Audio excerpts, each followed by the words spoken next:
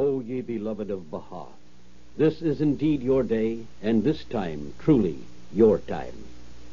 That which is vitally required in this day, and which, like unto a magnet, shall attract divine assistance, is for a large multitude of believers, men or women, old or young, rich or poor, illiterate or lettered, black or white, to arise for the triumph of this cause. Let them all, as one host, arise with love and courage, and scatter themselves over the face of the earth. Let them raise the cry of Ya Baha-Olabha, and rush forth. Well, that, beloved friends, is what mass conversion is all about. Raise the battle cry of Ya Baha-Olabha, and rush forth. Shall we try the battle cry just once together? Are you ready? 1, 2, 3. Good. Those words, of course, are from our beloved guardian. Words for victory. There are many more to follow. The first half is on this side of the recording. The second half is continued on the other side. This study class is not designed to tell us how to go about teaching the multitudes or how to do the mass conversion work. Many of you already know far more about that than I. And, besides, we have our National Spiritual Assembly and their committees to make certain that we do know how to go about it, exactly how to go about it. These words are to help in every way possible to make certain that everybody wants to participate in the work and will be more encouraged to do so, to stir up action, and to help us avoid some of the mistakes and problems that slowed up or halted the work in other parts of the world. That is the purpose of this study class, nothing else. It is designed to arouse in all of us a feeling of wonder and joy at the beauty, the majesty, and the greatness of our cause, and to inspire us with an eagerness to arise and to rush forth and teach, not just a few individuals or one at a time, but counties, provinces, states, and nations, opening the doors to the multitudes. Now, my suggestion is that we play Stop Me. You know, it's very difficult to listen to one voice over a long period of time. In fact, it's boring. No one has that excellent an attention span. So whenever you have a question about any one of the quotations, or an idea or comment of your own that you'd like to make, stop me. Stop the tape and discuss it. Then begin again. In this way, we can get full participation from everyone and have a much richer and rewarding study class. This is not a monologue, you know. It's your study class. So stop me at any time you wish and discuss the ideas expressed. You are free, of course, to play it to the end if you wish and then consult, but I think it's usually much more fun and helpful to pitch in your own thoughts as we go along. Okay? Well, so much for the mechanics. Now let's get on with it. Remember, stop me at any time. Whenever we talk about mass conversion or bringing in the multitudes, the first and most important thing to remember is this: that we must allow nothing to prevent our doing just that. The radiant army of Baha'u'llah can't stand debating whether it's a good thing or a bad thing, whether the problems involved must make us wary of letting troops into the faith so quickly. That's not our task, no. Our job is just one, and it's clear. Arise, teach, pioneer, sacrifice, contribute, throw wide the doors. The suffering, bewildered, hungry, thirsting masses of humanity can find spiritual guidance that they long for in this day only from us. Therefore, nothing must stand in the path of our winning this victory. Our consultation should not be on how not to do it, but on how we can do it. Right? Therefore, before we begin talking about teaching the masses, we just better find out how important it really is. I suggest we have some infallible guidance on the subject. Fair enough. Above all, Shoghi Effendi writes, the healing message of Baha'u'llah must, note that, not should, but must be vividly, systematically brought to the attention of the masses in their hour of grief, misery, and confusion. End of quotation. Another, reaching the masses with the message at this time is of the greatest importance, the beloved guardian repeated. More initiative should be shown by all the Baha'is. End quote. Well, why haven't we? I mean, is this some secret love affair we have with the faith that we want to hide from the rest of the world? Sometimes one would almost think so, wouldn't they? The preeminent task of teaching the faith to the multitudes, and I'm quoting the Guardian again now, Shoghi Effendi reminded us, not one of the vital tasks, but the preeminent task, he says. Are you with me? And now I'm quoting again.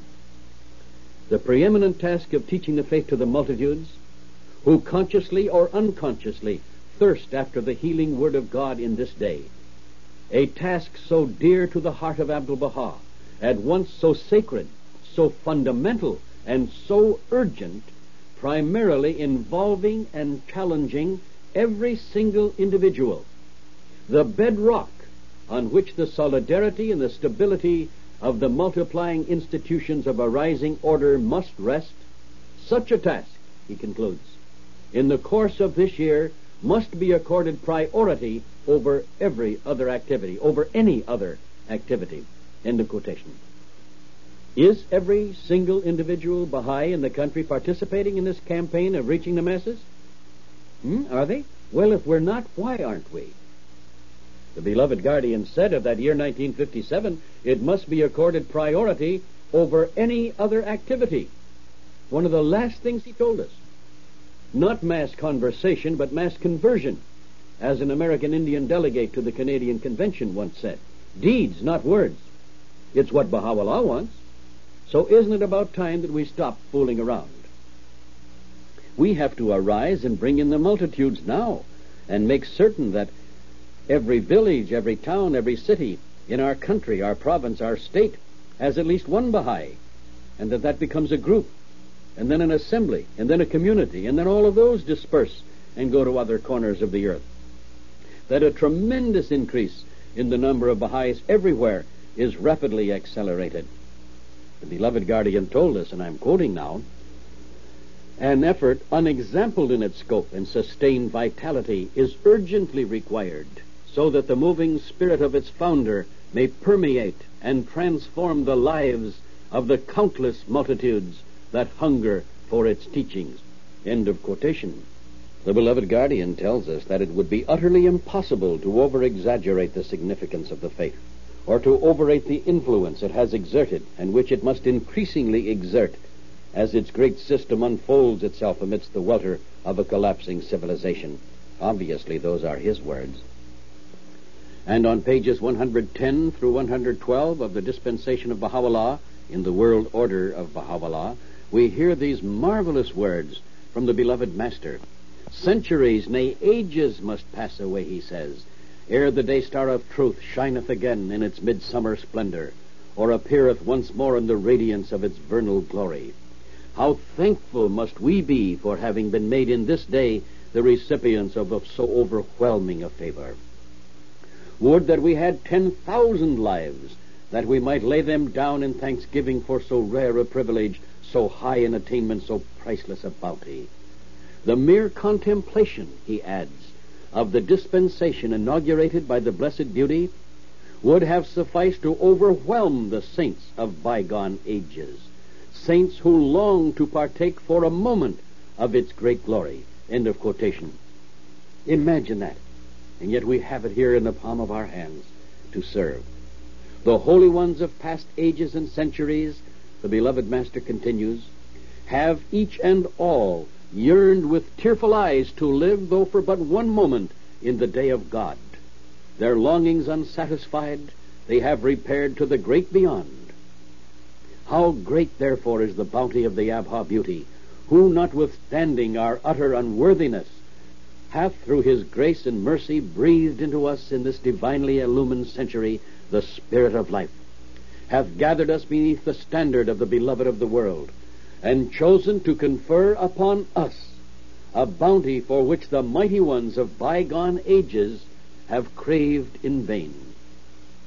The souls of the well-favored among the concourse on high, Abdu'l-Baha says, the sacred dwellers of the most exalted paradise, are in this day filled with burning desire to return to this world, that they may render such service as lieth in their power to the threshold of the Abha Beauty. End of quotation. Those great souls long burn with desire to return to the world and serve, and yet we are silent and don't shout. We are sitting and we don't move. Can you believe it? Really? that we would bicker and quarrel or frustrate the work of our assemblies or not show up to the feasts or the meetings, that we'd be half-hearted in our teaching effort, or that we'd say, I'm going to do something really wonderful for the cause of God, but not right now because business is good now, but maybe later on when things slow up you'll see something. Of course, I can't do it now in summer. But wait until the winter comes and the holiday season is over. Then you're going to see something. Or, I'm going to make a wonderful contribution, give generously. I may even sell something and give the whole thing. Of course, I can't do it right now because business is not only bad, but the stocks are down and my money's all tied up in property. But just you wait till a little later on, then you're going to really see something wonderful out of me. Sure we will. About the same time as the mushroom cloud covers the sky and we say, my God, what have I done with my life and where has the time gone? The saints, the martyrs, the holy souls and heroes and heroines of old, the Master tells us, would give anything to return to this world, to serve Baha'u'llah if only for one moment, to breathe one breath in this day. And look at us. No wonder the beloved guardian and our Supreme Universal House of Justice keeps telling us we don't understand the greatness, the majesty, and the wonder of the cause and the days in which we live and who we are. Appreciate the value of the days in which you live, for they will come to you no more, and you will never have a like opportunity. Well, I think that should set the tone for the rest of the study class. I mean, what are we going to do about it right now, before this gathering breaks up? You tell me. Let's go back once more to Abdu'l-Baha's words. The divine charger is impatient and can tarry no longer. Ours is the duty to rush forward, and ere it is too late, to win the victory. What more can I say? What else can my pen recount? So loud is the call that reverberates from the Abha kingdom that mortal ears are well nigh deafened with its vibrations. The whole creation, methinks, is being disrupted and is bursting asunder through the shattering influence of the divine summons issued from the throne of glory. More than this, I cannot write. End of quotation. Isn't it wonderful to be a Baha'i? I mean, what did we ever do to deserve it? Well, maybe it's what we will do after this gathering. Are we intoxicated with the wine of the love of God? It takes a majority of the peoples of the world who are intoxicated with the wine of the love of God to change society, and our job is to get them in a hurry. But this, what we're doing, is a beginning. It might well be the beginning of mass conversion. A pilgrim's note tells us that when the Blessed Master, Abdu'l-Baha, heard that the entire Burmese village of Kunjangun had entered the faith, he said, it is the beginning of mass conversion. All right. Of course, it was over 50 years before thousands of new believers began coming into the faith on a large scale in Southeast Asia. And so some 50 years were lost there. Are we going to let that happen here, now that it's started? The next few months may tell us the answer to that question. Is it the beginning of mass conversion? Or is it just another one of our skyrockets that suddenly go up noisy and colorfully, spill their treasures to the night, and then fizzle out, and the sky goes dark again? That's up to us. And right here is where we avoid one of the pitfalls that have hampered and sometimes ended the mass teaching work in the past in certain areas. We have to remember that the expansion work cannot be stopped in order to take care of the consolidation. When hundreds and thousands suddenly enter the faith, panic starts in certain areas. The fear that all of these people coming in so rapidly without deepening and training will cause innumerable problems frightens some of the friends. So it is decided that it would be wiser perhaps to slow down the teaching work for a while and concentrate on consolidation and deepening. That is a grave mistake. We must carefully and courageously avoid stopping the teaching work among the masses in order to consolidate our victories, or they will no longer remain victories. If we stop the teaching to deepen the newly enrolled friends, we may find, unhappily, that the moment has stopped too. It can't be started again as easily as we think. The joy has gone out of it.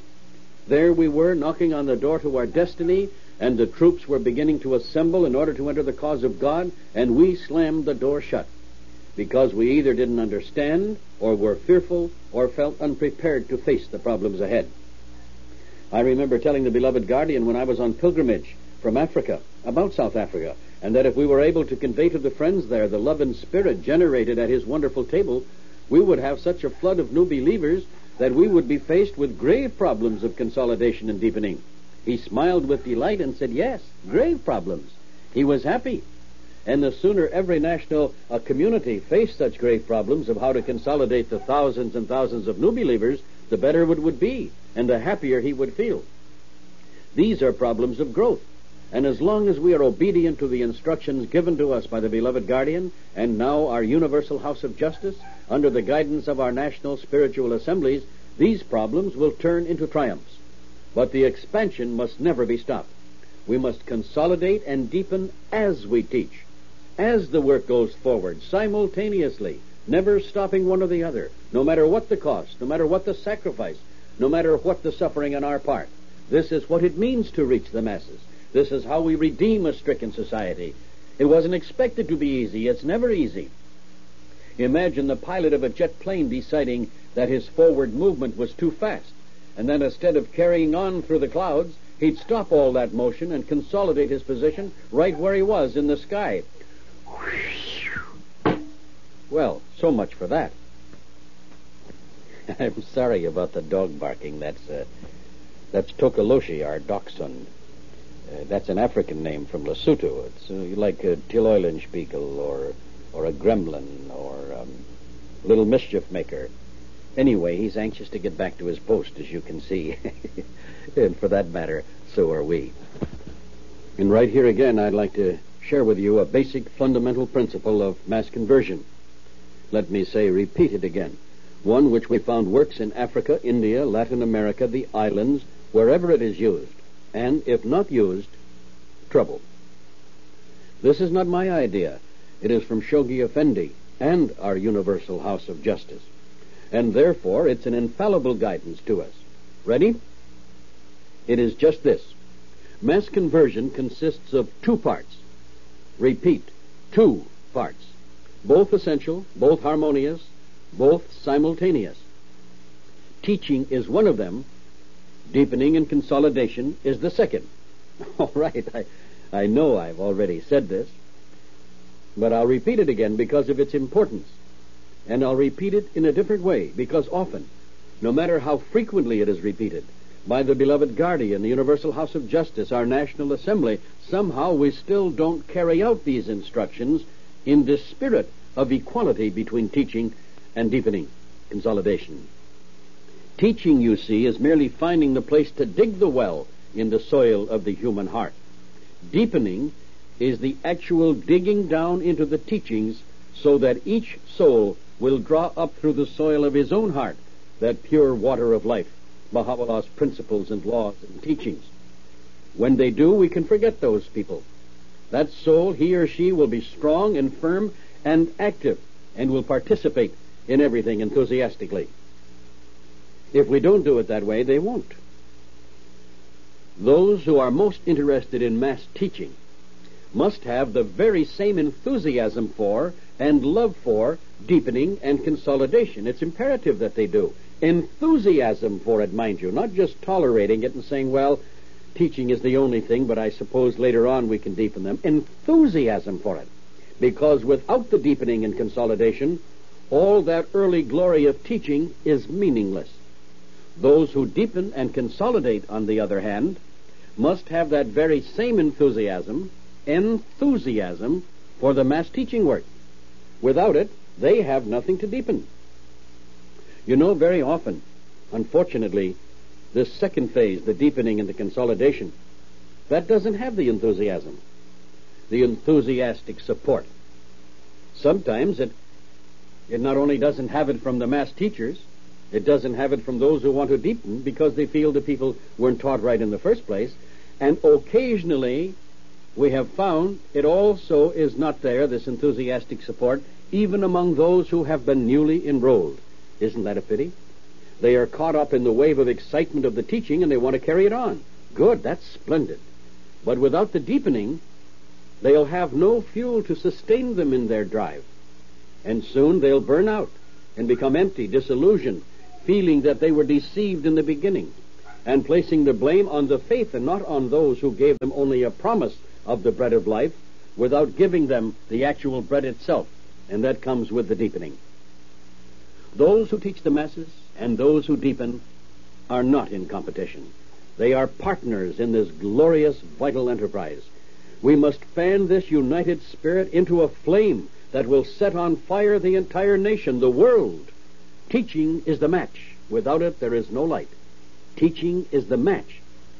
Deepening is the fuel that will keep that fire burning after the teaching has ignited in the first place. Now, you might just as well make up your mind to it, that without both enthusiastically supporting each other, there can be no true and lasting victory. That's what we found in other parts of the world, and here's your chance from preventing those same mistakes happening here. And that is a fact. Enthusiastically supporting each other. Signed, Shoghi Effendi Rabbani, Guardian of the Baha'i Faith. Signed, Universal House of Justice, Supreme Body of the Baha'i World, Source of all good, freed from all error. Signed, Baha'i National Spiritual Assembly. You will never learn a more important lesson from this study class than this one. No mass conversion campaign can live without both teaching and deepening, working together, simultaneously, harmoniously, lovingly, cooperatively, and above all, enthusiastically. Never forget this. Did I hear someone say, stop me? I can understand it. We all must be exhausted. But let's stop anyway. I mean, this is a long study class. It's concentrated. But it's of supreme importance to us at this stage in the growth of the work among the masses. We're not quite halfway through the first half of the study class, so let's take a breather. Say 10 minutes. You can talk over what we've shared so far. Do whatever you want. Stretch, whatever you like, and then I'll see you in about 10 minutes. But don't forget to come back. I mean, the best is yet to come. Of course, unless you're leaving right now for a pioneering post or a gold city on the home front, then that's all right. I mean, that's what the study class is all about. Or you may get back late if you've gone out to mail a substantial contribution to the National Fund. That's what the study class is all about, too. Or maybe you just want to walk across the room and say, Alcibiades, I was wrong. Forgive me. Let's work this out together. Or, Anastasia, how silly these differences of opinion between us have been. Let's begin again, as the beloved Guardian suggested, in a fresh spirit of forgiveness and love and unity, and set this country on fire. What do you say, Anastasia? Of course, if there is an Alcibiades or an Anastasia present here, then my apologies. I didn't know you could make it. I'm just kidding. You know, once in Europe I used the name Mrs. Shigemitsu because I felt perfectly safe. Unhappily, there was a Mr. Shigemitsu there who was a seeker. He came up later and he asked me what his wife had done.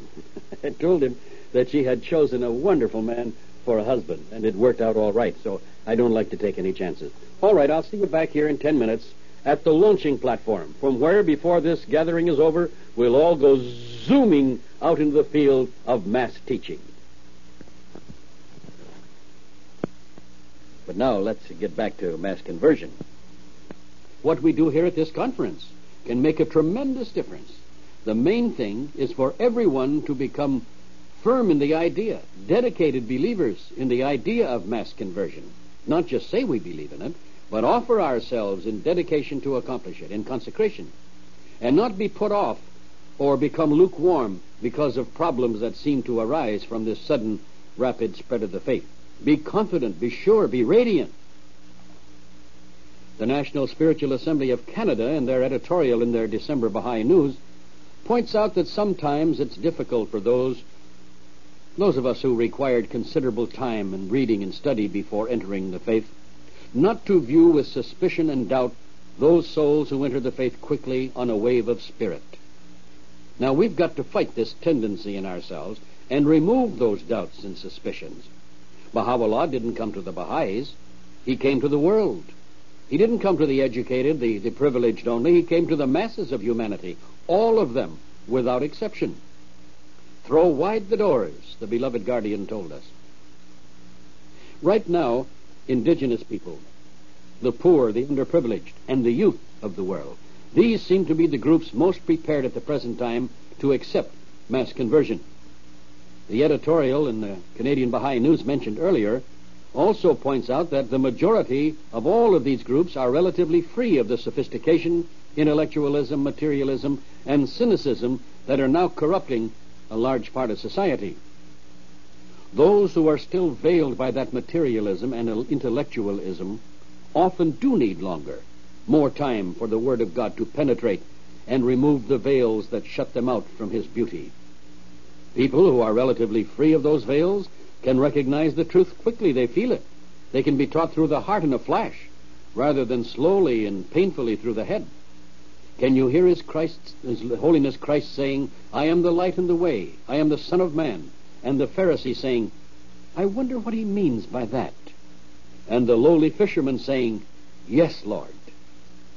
That's spiritual perception, and it may penetrate not only quicker, but have a far greater effect than that acceptance which comes only after prolonged study and questioning. Of course, this is not to minimize the importance of bringing the educated and the brilliant minds into the faith, too. That's vital. And it's just as wrong to neglect them. But the tendency of the world has been to belittle those who quickly enroll through the heart and to praise those who are considered by the world to be more desirable. Forget it. There is no difference at all between them in the eyes of God, and there should be none in ours. I repeat the Master's words from the tablets of the divine plan. Blessed are the nameless and the traceless poor, for they shall be the leaders of mankind. But the point is, we shouldn't undervalue those who in a flash see the light of Baha'u'llah and are prepared to arise and to serve it and to teach in their turn, immediately, not later. And don't fear for the spiritual safety of these quickly enrolled souls, thinking that they may become an easy prey to enemies or covenant breakers because they know so little. Far from it. If they are sincere and pure-hearted, their quick perception will also readily recognize falsehood and insincerity and deceit, and will become a shield to secure them against just such attacks.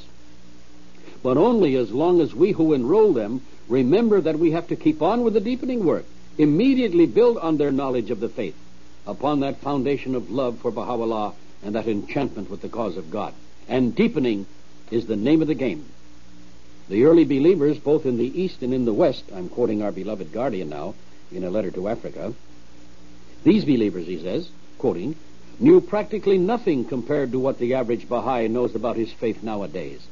Yet they were the ones who shed their blood, the ones who arose and said, "I believe," requiring no proof, and often never having read a single word of the teachings.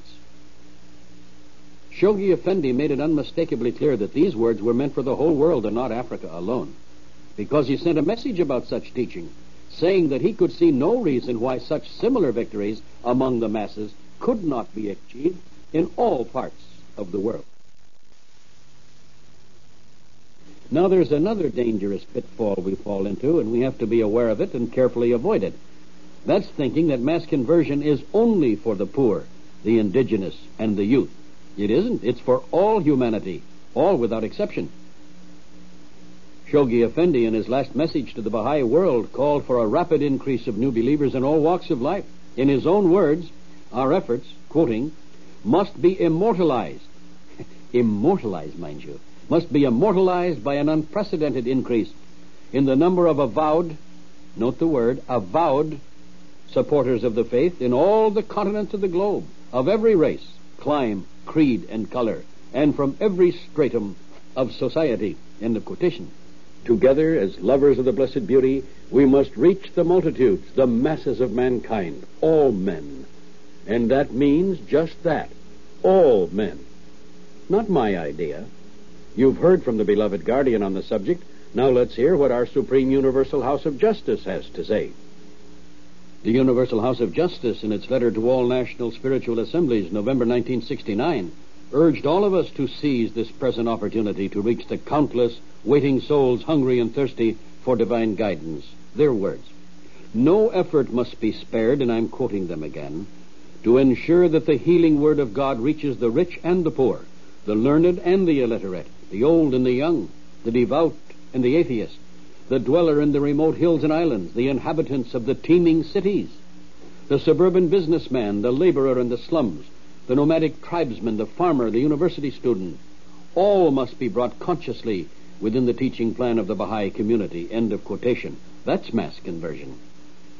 Every Baha'i, and these words are not mine, they're from the Universal House of Justice, every Baha'i, however humble or inarticulate, must become intent on fulfilling his role as a bearer of the divine message. Indeed, how can a true believer remain silent while all around us men cry out in anguish for truth, love, and unity to descend upon this world? Quotation ends. No wonder the Master said, "Why are ye silent? Shout! Why are ye sitting? Move!"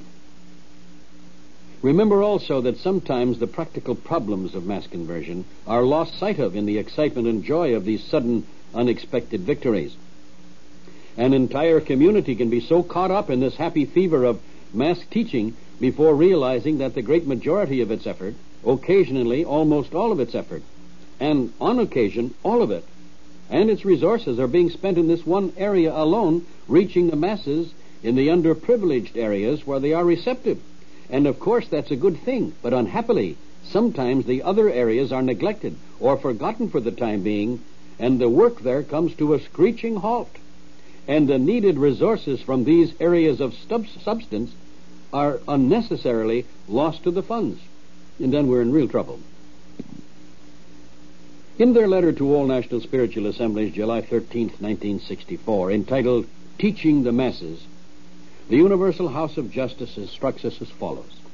When teaching the masses, the prime motive should always be the response of man to God's message and the recognition of his messenger.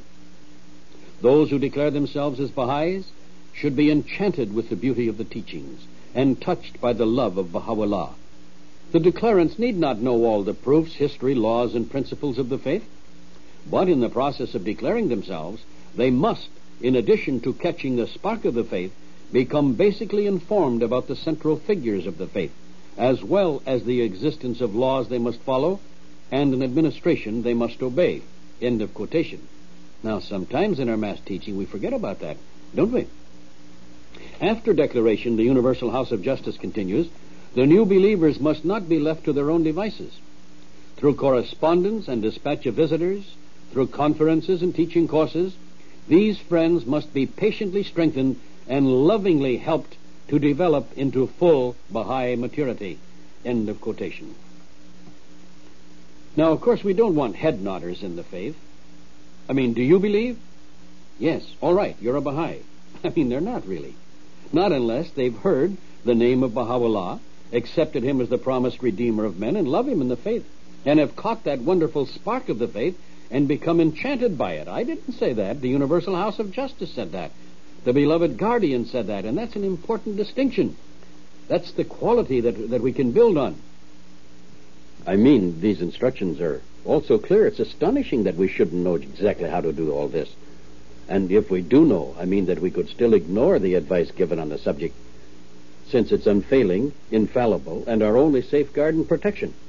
You know, you can laugh at what I said there about head nodders if you want, but I feel that it's important to share with you some of the experiences that have been gained by the faith in mass teaching around the world, so that we can avoid these pitfalls. I mean, what a pity if we too, now that the mass teaching work is just beginning, should mistakenly forget to follow carefully this infallible guidance we receive on these matters from Shoghi Effendi, the Universal House of Justice, and repeated to us by our national spiritual assemblies. That's tragic.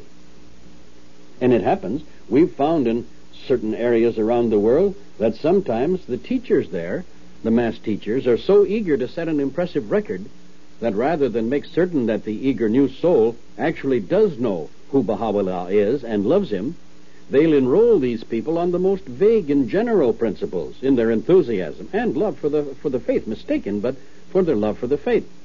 I mean principles in things that hardly anyone would disagree with. For example, you love all mankind, don't you? Yes. Well, then you're a Baha'i. I mean, after all, Baha'u'llah's faith teaches the oneness of mankind. Do you believe that the world should have peace? Well, certainly. Well, then you're a Baha'i. We've got a wonderful peace program. I mean, don't laugh. Really, it's happened. And the pity is, it's not fair to the seeker. The saddest thing about such teaching is this. The moment we do it that way, if we know what our instructions are. If we don't, then of course it's a matter of education. But if the teachers know what we've been told to do, and still they continue this way because they're anxious, to get the faith started with numbers, then the sad thing about it is that the divine protection goes out of the teaching campaign. If such methods are used, they're contrary to what we've been instructed to do. If we don't know, we must find out. If we know, we have to stop it. Otherwise, the integrity of the faith is compromised. Sooner or later, and mostly sooner, even those seekers will lose faith in us as teachers of the cause of God, and they'll lose faith in the cause itself. And those who are opposed to mass teaching among the believers, and there are some, although there shouldn't be one single person in any country who doesn't want mass teaching, there are some. And these, however few, are encouraged in their belief that it's wrong to have mass teaching because they feel that this is exactly what is happening with mass teaching. People who are not prepared are coming in. Now, that attitude is just as wrong. And anyone who, having that attitude, begins to withdraw from the work or not to be enthusiastic about it and has a lack of support for the proper kind of mass teaching, that's equally wrong, you see. It's tragic. Just as sad and wrong as the very thing they themselves are complaining about. And one is not a bit better than the other. And neither are necessary, since we've been told just exactly what to do. You see, you'll find that souls who are enrolled in this manner, contrary to our instructions, will never become active in community life. You'll find the attendance at your feasts will be alarmingly small, although your numbers may be surprisingly large among the new believers. And contributions to something they don't understand will either be minimal or missing entirely. And problems will grow in direct proportion to the lack of obedience we show in our instructions about how to bring in the masses.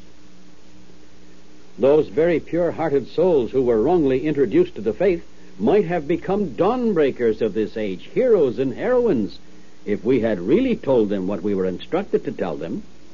And how sad to think that what they both lost and we lost just because we wanted to be impressive in our numbers.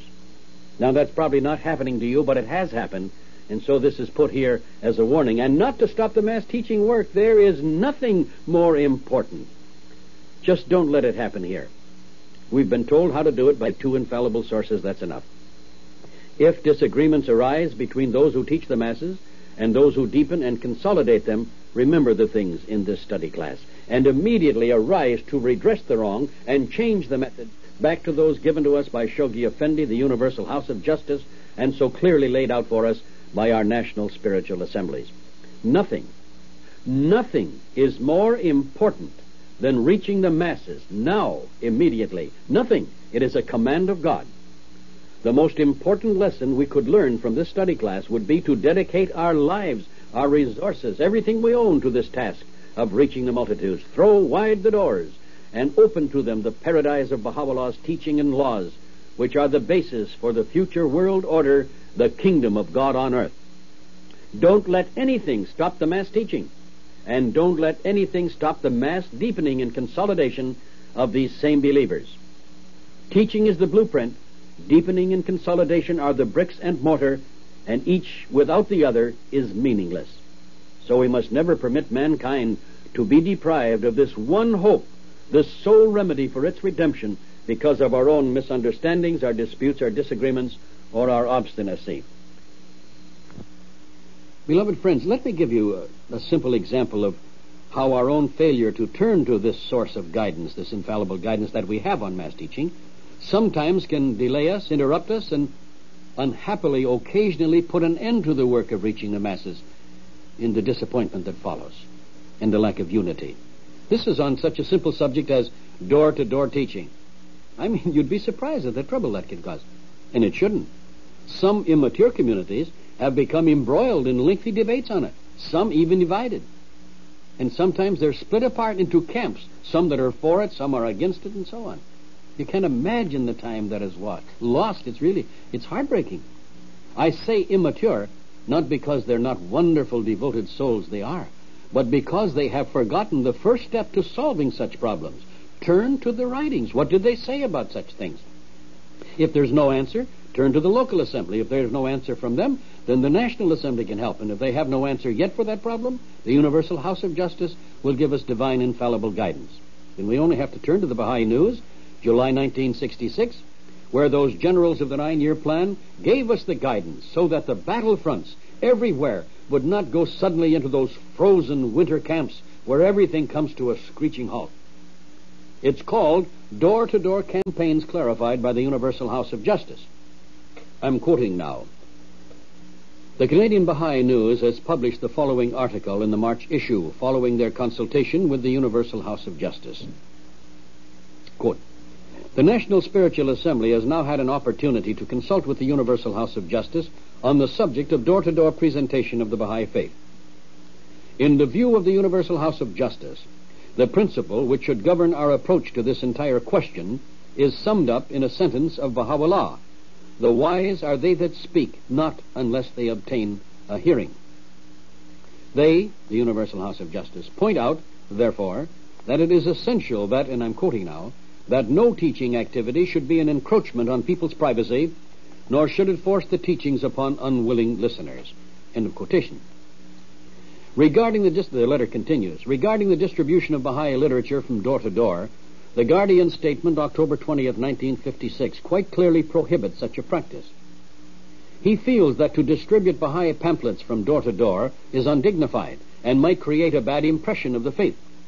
No doubt it is the eagerness and devotion of the friends that led them to make this proposal, but he does not think that the best interests of the cause are served by such a method. The end of the quotation from the beloved Guardian. Letter continues. The importance of discretion and honesty is stressed in using the door-to-door teaching approach. Indiscriminate distribution of Baha'i literature must be avoided, and no subterfuge is permissible.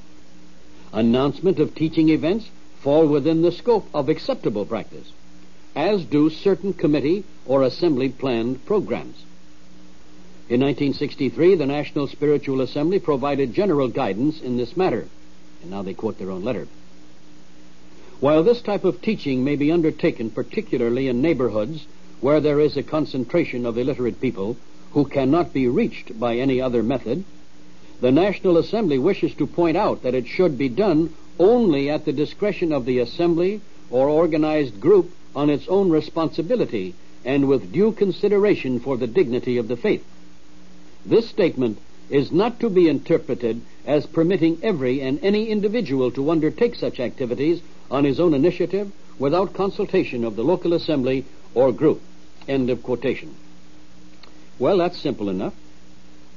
If it's not, then stop me. It should be clear 100%. But maybe there's still some shadowy areas for you, but there shouldn't be. Yes, there are some circumstances where door-to-door teaching techniques can be used, but in conformity with the basic principles set down above. And as to special cases and projects mentioned by the National Spiritual Assembly in their letter, the ground rules will be laid down by the National Spiritual Assembly. If you're ever in doubt, don't raise dust clouds and throw up your hands in horror. Ask. The National Assembly is there to make sure that the spirit of the Universal House of Justice and the beloved Guardian are maintained. Ask the questions, you'll get the answers. So much for that. The most important point of all is this. Nothing should derail the express train of God on its path, nor should we switch it off into a siding while we settle something which has already been settled for us infallibly. Keeping a happy, good spirit of love and unity, whatever arises, that's our unfailing protection, and that's how we'll be sure to reach the masses. So let's get on with it. The world is hovering on the brink of an all-encompassing disaster, on the precipice, visionless and unshepherded. No wonder Abdu'l-Baha said, "Why are ye silent? Shout. Why are ye sitting? Move." If ever a community should be blissful, it is we, the Baha'is. We have the answers for all the ills troubling society and troubling ourselves. Did I hear somebody say, "Stop me"? Okay. Perhaps you might have questioned that phrase. It's a big one, that we have the remedy for all the ills of mankind. And maybe you've wondered, as many of the new Baha'is do, if we, the Baha'is, so relatively few in number in the world and relatively unimpressive in such limited resources, could possibly successfully apply such a remedy. Well, that's a good question, and happily we have a wonderful answer. All right, who would you like to hear it from? 5 sources, all infallible. Take your pick. Listen and never be in doubt again as long as you live. Rise up like a lion and roar. You can hear it from the Bab, Baha'u'llah, Abdu'l-Baha, Shoghi Effendi, or the Universal House of Justice. They all told us, infallibly, that we do have the sole certain remedy for all the ills of the world. All. I think perhaps the best would be to hear it from the very author of this divine world order, Baha'u'llah himself, lawgiver of the world, the judge of the nations, the redeemer of men, the organizer of the planet.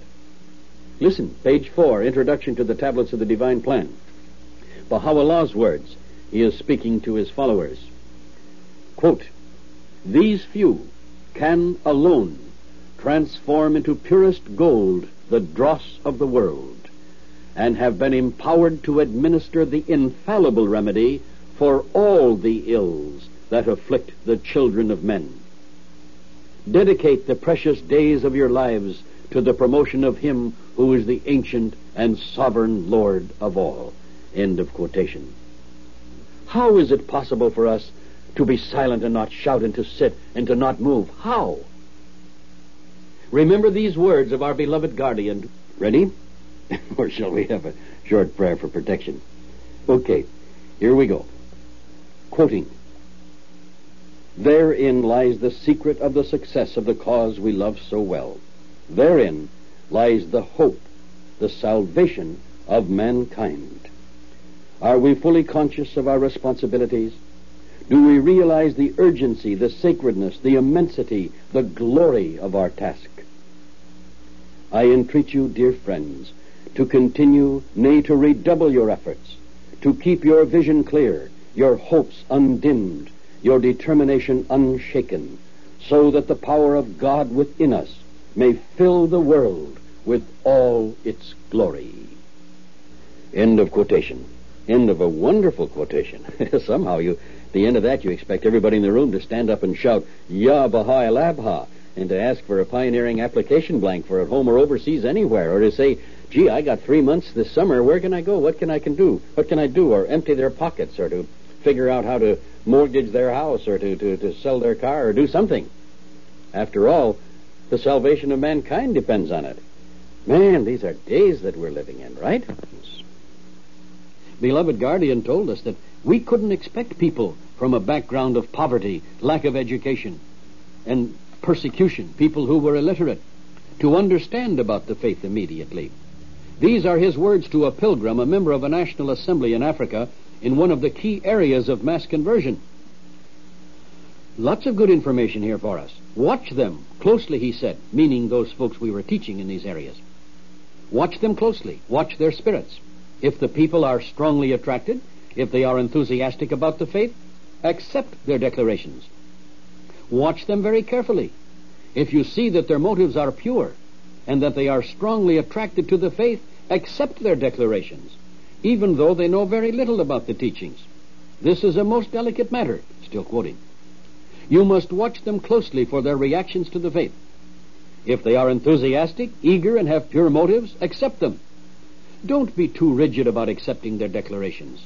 The doors of the faith must be wide open for them to come into it. Some who seemed weak will grow to be strong and will be good teachers. That's the end of the beloved guardian's words. Did you listen carefully? There are some very important key phrases there. Watch them closely. Watch their spirits, if they are strongly attracted. If their motives are pure, watch them closely. Repeated. If they are enthusiastic about the faith, if they are eager and have a pure motive, accept their declarations. But you see, it's important, vital, that they be enthusiastic about the faith, and not just enthusiastic about some occasion where they are present. They must know about Baha'u'llah, that no Baha'u'llah is the promised Redeemer of men. They must love him. They must be enchanted and enthusiastic about the faith, and not merely swept up in the excitement of the moment, the day, the circumstances, without a knowledge really of what it's all about. This is not a subtle distinction. This is plain and clear and important. If these souls meet these qualifications, accept their declarations, throw wide the doors. Wide the doors to such seeking pure-hearted souls. And there are thousands and thousands of that kind. So we need not merely in our enthusiasm try to add to our numbers in the faith, because our enthusiasm for what sounds like a great victory of many people coming in without this spirit, this large increase of believers, is really false.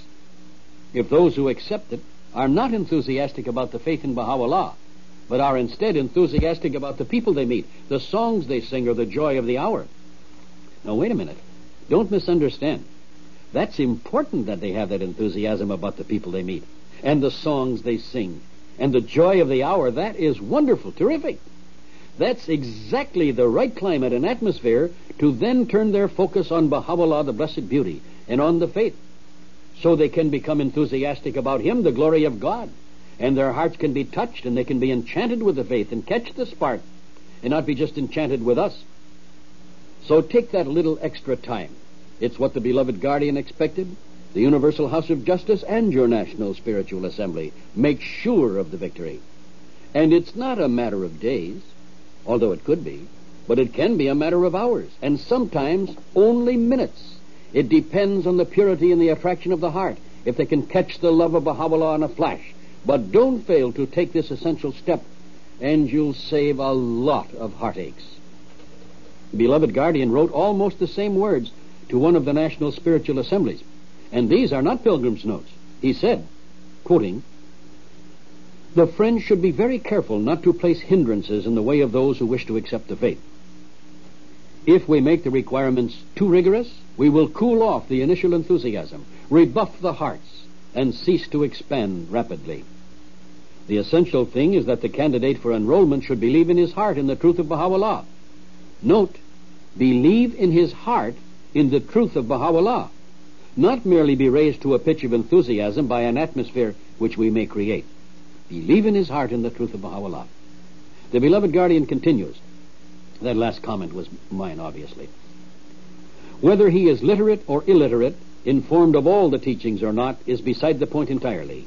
When the spark of faith exists, the essential ingredient is there, and gradually everything else can be added unto it.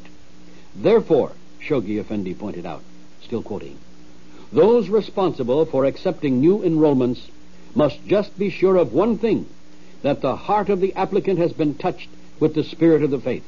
Everything else can be built on this foundation gradually. End of quotation. Remember, never lose sight of that basic principle. It is a wonderful thing that so many souls are enraptured by the spirit which is generated on these occasions of teaching. It does cause a spiritual springtime in the heart. But let them know that Baha'u'llah is the source of that divine springtime, and that is why they feel so good. And if they are enchanted with us, it is because of what Baha'u'llah has done to us to make us that way. Tell them so. We are only mirrors. Baha'u'llah is the sun shining in the mirror of our hearts, and it is this light and heat of Baha'u'llah that warms them and brings them joy, not us. Once they know and understand that, they are ready, for it will be Baha'u'llah and the faith that they love. We'll talk more about this wonderful subject in the second half of the study class. In the meantime, you may want to discuss the first half in more detail, or you may want to serve some refreshments, or express your own views ahead of time about the enrollment and the problems involved in it. It's up to you. Remember, stop me whenever you wish when we begin the second half of this subject so vital and urgent to the fate of humanity. Okay. While you're seeking out those you haven't seen for a long time and shedding a little love around the room, let me leave you with these words to think about until we come back with the second half. Quoting, "Verily, we behold you from our realm of glory, and shall aid whosoever will arise for the triumph of our cause with the hosts of the concourse on high and a company of our favored angels." End of quotation. Baha'u'llah. And nice friends to have along with you on a trip, right? Quoting, "The more agreement, unity, and love prevail among you, the more shall the confirmations of God assist you, and the help and aid of the Blessed Beauty Baha'u'llah support you." End of quotation. Abdul Baha. Though the course he has traced for you seems at times lost in the threatening shadows with which a stricken humanity is now enveloped, yet the unfailing light he has caused to shine continually upon you is of such brightness that no earthly dusk can ever eclipse its splendor. The force which energizes your mission is limitless in its range and incalculable in its potency. Though the enemies which every acceleration in the progress of your mission must raise up be fierce, numerous, and unrelenting, yet the invisible hosts which, if you persevere, must, as promised, rush forth to your aid, will in the end enable you to vanquish their hopes and annihilate their forces. The measure of the goodly reward which every one of you is to reap must depend on the extent to which your daily exertions will have contributed to the expansion of that mission and the hastening of its triumph. And that definitely ends the first half of this study class. That was from the Beloved Guardian. Prepared myself to discuss living the life. Welcome to the club. Well, I'll tell you, it's the most wonderful subject of all. Don't misunderstand. Every one of us feels keenly aware of his own shortcomings when the subject of living the life comes up. As a matter of fact, whenever I'm asked to talk on it, I wish I could appear in a disguise or talk with a foreign accent. We all have our own weaknesses, you know. I imagine the purpose of this study class is to help change all that. Right, and for the better. Yes. You were invited to a study class on the subject of teaching as related to the significance and importance of living the Baha'i life. The study class is being conducted by Hand of the Cause William Sears. He is being assisted by Anthony Lease, a member of the Auxiliary Board for the Hands of the Cause in the Western Hemisphere. Now, the study class has been in session for some time, so let's rejoin them. I must say, I've never had so much fun discussing living the life before. Yeah, so far, anyway. Yes, I see what you mean. Well, Mr. Anthony Lease, as you can see, is with us again tonight, and we've also asked Robert Quigley to help out. Tony has found some very thrilling quotations to help us get into the spirit of our subject. The first one is from Baha'i Administration, page 68, latest edition. Shoghi Effendi writes, "But such staunchness of faith, such an unsullied love, such magnificent loyalty, such heroic constancy, such noble courage, however unprecedented and laudable in themselves, cannot alone lead us to the final and complete triumph of such a great cause. Not until the dynamic love we cherish for him is sufficiently reflected in its power and purity in all our dealings with our fellow men can we hope to exalt in the eyes of a self-seeking world the genuineness of the all-conquering love of God." Isn't that splendid? Now, that was written to America over 40 years ago, too. Imagine that. What else does the Beloved Guardian say, Bob? Not until we live ourselves the life of a true Baha'i can we hope to demonstrate the creative and transforming potency of the faith we profess. Nothing but the abundance of our actions, nothing but the purity of our lives and the integrity of our characters can, in the last resort, establish our claim that the Baha'i spirit is in this day the sole agency that can translate a long-cherished ideal into an enduring achievement. Sole agency. You know, for nearly half a century then, we've known that living the life was the essential ingredient of successful teaching and the only one sure way to complete victory. I'd like a few practical hints right now on how to become a better believer. Yes, well, beloved friends, let me say that the purpose of this study class is not to give you practical, step-by-step methods by which you can become a better Baha'i, or to help you lead a Baha'i life. It's designed to share with you the wonderful, creative words of Baha'u'llah, the Master, the Guardian, the Bab, so that each individual heart will be inspired to make a supreme effort to become a better believer. Yes. And only in this way can we ever fulfill the hopes of our supreme universal house of justice and win an overwhelming victory for their God-directed 9-year plan. Yes. No other way. It's rather alarming to think that we've had such clear-cut instructions and guidance for over 40 years and are still falling short, far short, of what we should be achieving. Yes. Well, of course, what the faith has done and what the believers have done, this is wonderful, really. But you're right that measured by the potential of what we might have done and what we could now be doing, naturally, none of us is satisfied. I think we'd agree on that. Yes, yes. When we have a partial understanding, we have a partial victory. Therefore, it's imperative that we have the fullest understanding possible as quickly as possible about the extreme importance, the absolute urgency of living the life, both in our individual lives and in our collective administrative lives. Yes. Therefore, I think the thing to do is to turn to Baha'u'llah, and hear what he has to say. Tony?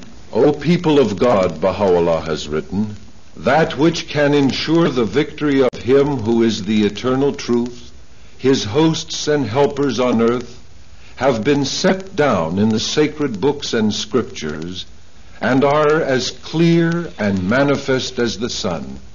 These hosts are such righteous deeds, such conduct and character, as are acceptable in his sight. That's clear enough. Whoso ariseth in this day to aid our cause, Baha'u'llah continues, and summoneth to his assistance the hosts of a praiseworthy character and upright conduct, the influence from such an action will most certainly be diffused throughout the whole world. Imagine that, beloved friends. Our individual conduct has an effect throughout the whole earth. It releases a spirit. In yet another place, the Blessed Beauty Baha'u'llah says, the betterment of the world can be accomplished through pure and goodly deeds, through commendable and seemly conduct.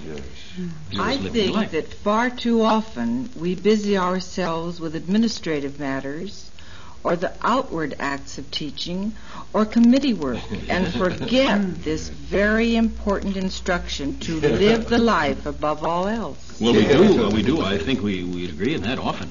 We think of living the life as something quite separate from our teaching and administrative work. The beloved guardian pointed out that those of us on the home front can only affect other people to the degree that we ourselves have been touched with the spirit of the faith. What does he say exactly, Tony? In July 1956, to the degree that the home front crusader is himself cleansed of these impurities, liberated from these petty preoccupations and gnawing anxieties, delivered from these prejudices and antagonisms, emptied of self, and filled by the healing, sustaining power of God, will he be able to combat the forces arrayed against him, magnetize the souls of those whom he seeks to convert, and win their unreserved, their enthusiastic and enduring allegiance to the faith of Baha'u'llah. Well, what do you think of that, home front crusaders? Wow. You can magnetize the souls and win their enduring allegiance through your teaching if, first, you are living the inner life. Yes. What are these petty preoccupations and impurities of which the guardian is speaking? Well, on that date, July 19, 1956, he sounded a trumpet call to the individual Baha'i in America, speaking of the gross materialism that engulfs the entire nation at the present time. In fact, those are his very words. And what else does he say on that subject, Tony? The attachment to worldly things that enshrouds the souls of men, the fears and anxieties that distract their minds, the pleasures and dissipations that fill their time, the prejudices and animosities that darken their outlook, the apathy and lethargy that paralyze their spiritual faculties. These are among the formidable obstacles that stand in the path of every would-be warrior in the service of Baha'u'llah, obstacles which he must battle against and surmount in his crusade for the redemption of his countrymen. That's very beautiful. And right to the point. We must be different. Don't be afraid to be different, Shoghi Effendi told us. Yes. The world has had enough advice. What it needs is example. The lives of the believers is the key to the success of all our teaching. But what about all the work of the local and national assemblies? Well, they're very important and wonderful bodies, unquestionably essential bodies. The National Assembly is always exhorting the friends to make a greater effort to live a Baha'i life. The beloved guardian, however, made it unmistakably clear that winning the teaching victories on the home front was primarily the task of the individual Baha'i. Neither the local or national representatives of the community, the guardian writes, no matter how elaborate their plans, or persistent their appeals, or sagacious their counsels, nor even the guardian himself, however much he may yearn for this consummation, can decide where the duty of the individual lies or supplant him in the discharge of that task. Is that clear, you think? Yes. Well, you see, it all rests upon you, the individual Baha'i. And there's an even more powerful statement. The Guardian continues in these words: the individual alone must assess its character, consult his conscience, prayerfully consider all its aspects, manfully struggle against the natural inertia that weighs him down. Excuse me, Bob. Yes, Beloved sir. friends, isn't that a wonderful way of expressing the day-to-day struggle that we all have? To manfully struggle against the natural inertia that weighs us down. Yes. And it is a struggle, a never-ending, constant, heroic struggle. Please go on, Bob. I'm sorry. Manfully struggle against the natural inertia that weighs him down in his effort to arise, and shed heroically and irrevocably the trivial and superfluous attachments which held him back. The beloved Guardian concludes that statement by saying that we, the home front crusaders, must empty himself, each one of us empty himself of every thought that may tend to obstruct his path, and following the Master's example, mingle with people in all walks of life, seek to touch their hearts. And now I'm quoting, through the distinction which characterizes his thoughts, his words, and his acts, and win them over, the seekers, tactfully, lovingly, prayerfully, and persistently to the faith he has himself espoused. And, beloved friends, we're promised complete and total victory if we'll do it. Complete and total? Complete and total. Listen to these words. Whatsoever the nature of the perils and pitfalls that beset the path of whoever arises to revive the fortunes of a faith, that is, struggling against the rising forces of materialism, nationalism, secularism, racialism, and ecclesiasticism, the all-conquering potency of the grace of God, vouchsafed through the revelation of Baha'u'llah, will undoubtedly, mysteriously, and surprisingly enable whosoever arises to champion his cause to win complete and total victory. Well, that's complete and total, isn't it? And that's a promise not for a privileged few, but for every one of us, for every Baha'i. The Guardian says, for whosoever arises, you win complete and total victory, surprisingly, but undoubtedly, and in a mysterious way. And these are just the least of the rewards we get for living the life. Well, that's a day-to-day job, isn't it? Improving your character. Hourly, in my own case. No signs of any halos yet. What it boils down to is that even while we're winning the goals of the 9-year plan, we have to be winning the all-important goal of conquering ourselves at the same time, right? Absolutely right. Right. If we hope to have a spiritual conquest of the planet, we must first have a spiritual conquest of ourselves. Why should people become Baha'is and enter the Baha'i community if they don't find there anything that's different? Well, Why? I remember very well a letter which the beloved Guardian wrote to America in 1943. What did he say, Bob? Well, he said, if people only realized it, the inner life of the spirit is that which counts. But they are so blinded by desire and so misled that they have brought upon themselves all the suffering we see at present in the world. The Baha'is seek to lead them back to the knowledge of their true selves and the purpose for which they were created, and thus to their greatest happiness and highest good. I think most of us really know these things in our hearts. What we need is the inspiration to put them into everyday practice. Yes, how true. Sometimes we get discouraged because there seem to be so many pressures, so much hurry, so many deadlines, so much to do. Well, we shouldn't. I'm sure Michelangelo or Beethoven didn't fuss or worry about goals or pressures or deadlines. They were in love with their art.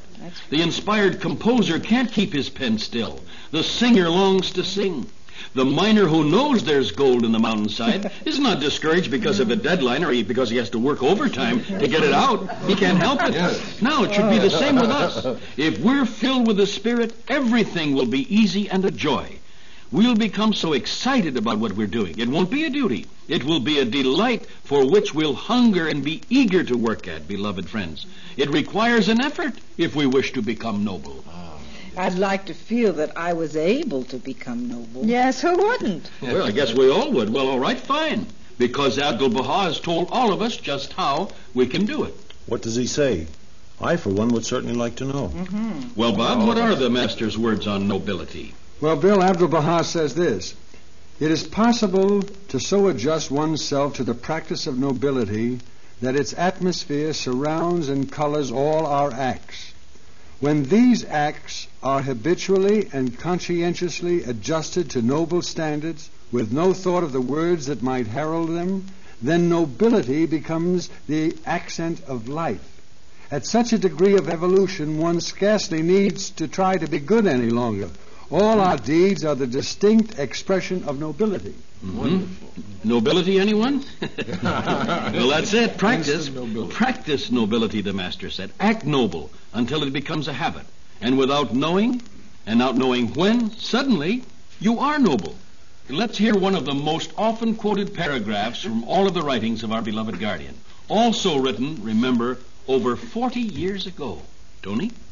Not by the force of numbers, not by the mere exposition of a set of new and noble principles, not by an organized campaign of teaching, no matter how worldwide and elaborate in its character, not even by the staunchness of our faith or the exaltation of our enthusiasm, can we ultimately hope to vindicate in the eyes of a critical and skeptical age the supreme claim of the Abha revelation. One thing, and only one thing, will unfailingly and alone secure the undoubted triumph of this sacred cause, namely, the extent to which our own inner life and private character mirror forth in their manifold aspects the splendor of those eternal principles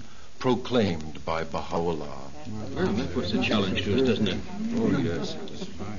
Tremendous words. Well, you know, there are people who keep saying that you can't change human nature, but in Baha'u'llah in the New Era, Dr. Esselman, he makes it very clear that the one thing we can be sure of that doesn't change is the law that everything changes. Yes. But let's hear Baha'u'llah's own words on this subject. Baha'u'llah writes, "Is not the object of every revelation to effect a transformation in the whole character of mankind, a transformation that shall manifest itself both outwardly and inwardly, that shall affect both its inner life and external conditions? For if the character of mankind be not changed, the futility of God's universal manifestation would be apparent." So if we want a spiritual civilization, we have to have a spiritual man, right? Yes. Well, that's why the messengers of God appear. You can't make a golden society out of leaden individuals. It's our most important single duty to improve our inner life. Abdul-Baha told us so. That's right, Bill. The most vital duty in this day, Abdul-Baha writes, is to purify your characters, to correct your manners, and improve your conduct. The beloved of the merciful must show forth such character and conduct among his creatures that the fragrance of their holiness may be shed upon the whole world and may quicken the dead, inasmuch as the purpose of the manifestation of God is to educate the souls of men and refine the character of every living man. Well, do all of these things apply to the pioneers as well as to other believers? Well, if they don't, you may have found a way to raise up an entire army of pioneers. Oh, they apply all right to every single pioneer as well as anyone else. You know, a pioneer doesn't become a saint by leaving his native land or city for someplace else. He may become a hero, or she may become a heroine. And that's a mighty important start, and it does attract the help of the Supreme Concourse, our writings tell us. But the pioneer, too, must undertake the inescapable task of reforming his own inner life as well as anyone else. You know, Horace Holly, hand of the cause of God and historic figure in the history of our faith, and a very witty and wonderful man, once wrote, "A pioneer is not someone who moves from an old place to a new place, but someone who moves from an old self to a new self." Yes, isn't that beautiful? And Abdul-Baha has made this quite plain about pioneers. Suppose we turn to his words. Should any one of you enter a city, he should become the center of attraction by reason of his sincerity, his faithfulness and love, his honesty and fidelity, his truthfulness and loving kindness towards all the peoples of the world, so that the people of that city may cry out and say, "This man is unquestionably a Baha'i." For his manners, his behavior, his conduct, his morals, his nature and disposition reflect the attributes of the Baha'is. And I believe the Master concludes that statement, Bill, with these words: "Not until ye attain this station can ye be said to have been faithful to the covenant and testament of God." Yes, he does indeed. Imagine that. I'm coming to the conclusion that the things we've been talking about tonight are in reality the most important things in the faith. Let's take a vote on it. It's a landslide. A landslide is right. And aren't we lucky? We don't have to change anyone else, only ourselves. Yes. I'm not so sure that's lucky. Well, you know, I'm thinking of we're often heard complaining, the world's deaf, the people aren't interested, they're too materialistic, they're too busy with other things, they don't care about religion. Etc., etc. Yes, exactly. But now we have a person who is interested. Ourselves, us. Here is someone about whom we can do everything, ourselves. There's no possible excuse for failure now. And by doing it and changing ourselves, we can see a change take place in that outer world that hasn't responded before. And we begin to see why it didn't respond. You know, you can hold an iron bar over steel filings forever and nothing will happen. But place a magnet over them and the sparks will fly upward the steel filings, attracted by its power. Baha'u'llah tells us how we can all become such magnets, how we can attract the hearts of the people. Have you any idea of the power and majesty of just one righteous act, one pure deed? Listen to what Baha'u'llah, the Blessed Beauty, writes. One righteous act is endowed with a potency that can so elevate the dust as to cause it to pass beyond the heaven of heavens. It can tear every bond asunder, and hath the power to restore the force that hath spent itself and vanished. That was tremendous. You know, from the sublime to the ridiculous, Bill, I see June Lease has just brought in the refreshments for our intermission. Well, good. You have to be balanced, you know, both material and spiritual. But, beloved friends, please, before we stop the flow of this spirit, may we share with you these closing words of the beloved Master. The greatest bestowal in the world of existence is a tranquil heart. And it is impossible for man to obtain a tranquil heart save through the good pleasure of the Lord. That is, man may so adorn the temple of his being with lofty attributes and philanthropic deeds as to be pleasing at the threshold of the Almighty. This is the only path, and there is no other path.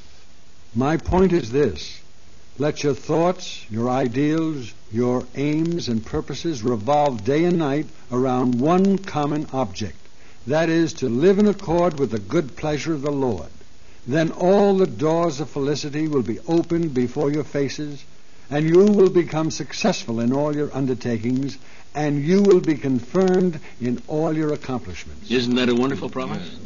And the beloved Master concludes with these words: the basic principle is the good pleasure of the Lord, and the good pleasure of the Lord is obtained through a tranquil heart, and the tranquility of the heart is gained in living in accord with the divine teachings and exhortations.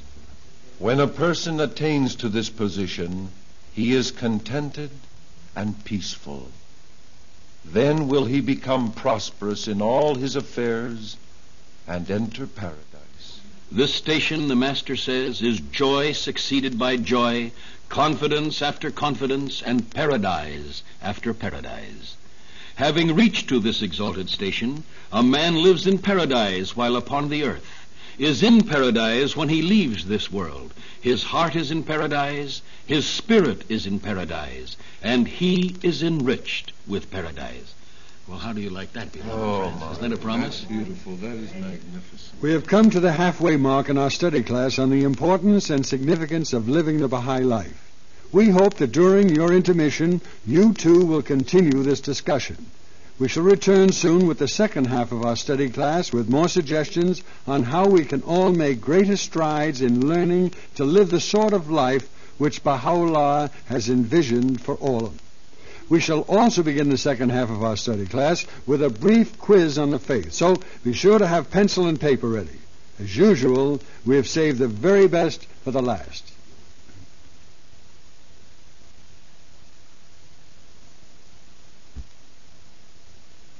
The second half of our study class on the significance and importance of living the life is about to begin.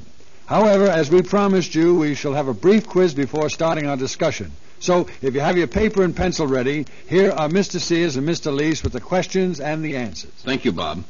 Everyone will correct his or her own paper, of course, so only you'll know if you're right or wrong. Isn't that nice? Those of you who are listening at home, or anything like the rest of us, when you correct the papers, you'll want to go right back to the books and begin studying with a new spirit of concentration and dedication, I'm sure. Of course, that's the purpose of the quiz. This isn't about living the life. It's about the Baha'i calendar. Surprised? Yeah. But it's directly on our subject.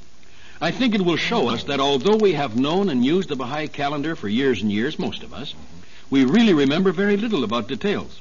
Just as we've been given guidance for nearly half a century, or over a century in some cases, on living the life, yet we've not put it into effect in our personal lives in the manner we should.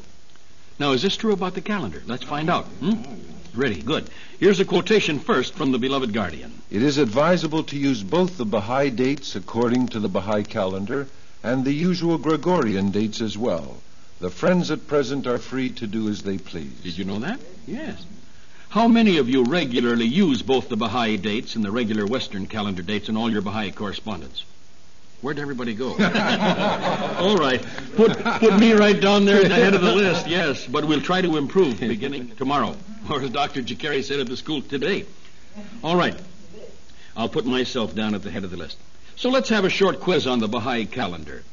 That's something certainly we should all be familiar with. We consult it often for all of our activities. Question. How many feast days and holy days are there in November? Answer: 5. The birth of Baha'u'llah, the passing of the Master, the Day of the Covenant, 3 holy days, and 2 19-day feasts. Question. What is the Persian name of the 2 19-day feasts in November? That's easy. Answer: Qadrat and Kol. Question. Perhaps that was too difficult. It suddenly got very silent in here, I noticed. I couldn't hear the scratching of any pens. Now, although we certainly should be familiar with our own calendar, shouldn't we? Now, let's make it easy. Question. What is the English name for the Feast of Qadrat? Answer: Power. Question. What is the English name for the Feast of Kol? Answer: Speech. Question. Still too difficult? All right. Now, this is easy. We use this information every year, year in, year out. Question. On what day in November does the Feast of Power, Qadrat, fall? Answer: November 4th. Question. What day in November is the Feast of Kol? Speech. Answer: November 23rd. I know that because it's my wife's birthday, Feast of Speech. I'm always sure of that one. Question. No fair leaving the room to get a calendar or the new era. Because, this is all from memory, from what we do every day, every month, every year. And it's a little shattering, isn't it, really? Haven't you found it so? Question. Skip November? Well, I know how you feel. How would you like to try for May? How about an easier month? Well, all right. I'll tell you what. You pick it. Shall we have a prayer for protection? Yes. How about March? More than that. March? All right. Nowruz, New Year's month.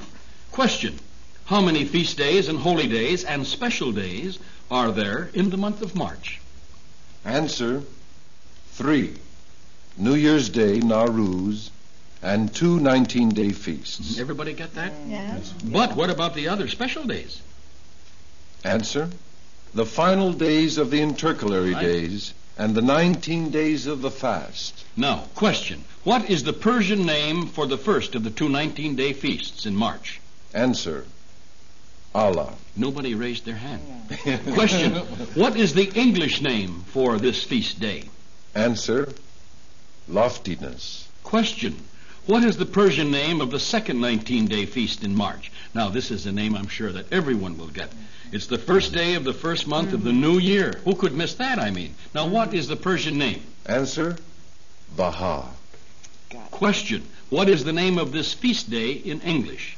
Answer: Splendor. What if we said glory? Well, all right. How many said glory? I did. All right, fine. Well, that's understandable. Baha, glory. But the calendar, if we look at it, says splendor. That is one of the meanings of Baha. Question. Who is sorry he came to this quiz? All right. Question. What is the Persian name for the feast of Nowruz? Well, Nowruz. Nowruz, yes. Who's buried in Grant's tomb, right? Yeah. Question. Now that we're back on a winning streak, question. Let's skip March. I think... Come on. Are the 19-day feast on the 21st of March and the Nowruz feast one and the same feast? Answer. No. In the words of the beloved guardian, his secretary writing on his behalf, the Nowruz feast should be held on March 21st before sunset and has nothing to do with the 19-day feast. The 19-day feast is administrative in function, whereas the Nowruz is our new year, a feast of hospitality and rejoicing. Baha'i News, 236, October 1950. Of course, all you had to say to be correct was no. But it's surprising how often these two feasts are put together. Yes. And, of course, they shouldn't be. Now, question. I'll give you the names of the 7 days of the week. Saturday, Sunday, Monday, Tuesday, Wednesday, Thursday, and Friday. I know these. Yes, so far, anyway. Now, wait a minute. Now, you give me in reply first the Persian name for each day of the week and then the English name. Now, that's quite easy. Question. Saturday. Answer. Jalal, glory. Question. Sunday. Answer. Jamal, beauty. Question. Monday. Answer. Kamal, perfection. Question. Tuesday. Answer. Fezal, grace. Question. Wednesday. Answer. Edal, justice. Question. Thursday. Answer. Estejlal, majesty. Question. Friday. Answer. Azteklal, independence. Question. Have you had enough? Which way to the library? I'm glad there's no Persians here for both of us. 2 points off for all the pronunciations, but at least you get the idea. Well, beloved friends, the questions weren't designed to make you miss. We should have known them, right? But look at my calendar. It doesn't give those Persian names or the English names. No, I see. It just circles the days of the feast and the holy days. Well, all right, here. Look at my credentials. They only say I'm a Baha'i. They don't say what's in the Will and Testament or in the Egon or the Promised Day has come. Those calendars are to help us remember the great feast days. But the real jewels are in the writings themselves and the details in the calendar itself. The sooner we know and use the Baha'i calendar, the sooner it will take its rightful place in the world. That's important. Our efforts as local assemblies under the loving guidance of our wonderful national assemblies to gain recognition of Baha'i holy days in our schools, universities, and places of work are of the utmost importance. They help establish the faith in the world. They bring it recognition, legal recognition. We should pursue these goals with the greatest diligence. We should be intimately familiar with the treasures that are hidden in our precious faith. All right. Now, by the way, what is the year, the month, and the day of the week tonight in both Persian and English? Let's go back. Yeah, I was just kidding. I suggest we get back to our subject, teaching and how important living the Baha'i life is in all teaching. Good. All right, fine, but I think the calendar helps us realize how we do have to study. Now, you ready? Would you like to have a few more real rockers on living the life? Yes. Not just now. I'm still studying my Baha'i calendar. All right, seriously, beloved friends, would you like to know just how vital and important to all of our teaching effort living the Baha'i life can be? I mean, statements from Baha'u'llah and the Master that will be hard for us to comprehend. They're so tremendous, and so great is the teaching force of living the life. You've got me intrigued now. All right, then. Let's take the beloved Master's words first. You know, he was distressed because the friends were not living the life of true Baha'is in America. They were quarreling and bickering, and so he wrote to one of the assemblies a powerful message way back in 1912 in a tablet to America. Why this lack of harmony, the Master wrote? Verily, verily, I say unto you, were it not for this difference among you, the inhabitants of America in all these regions would have by now been attracted to the kingdom of God. Imagine that. And would have constituted themselves your helpers and your assisters.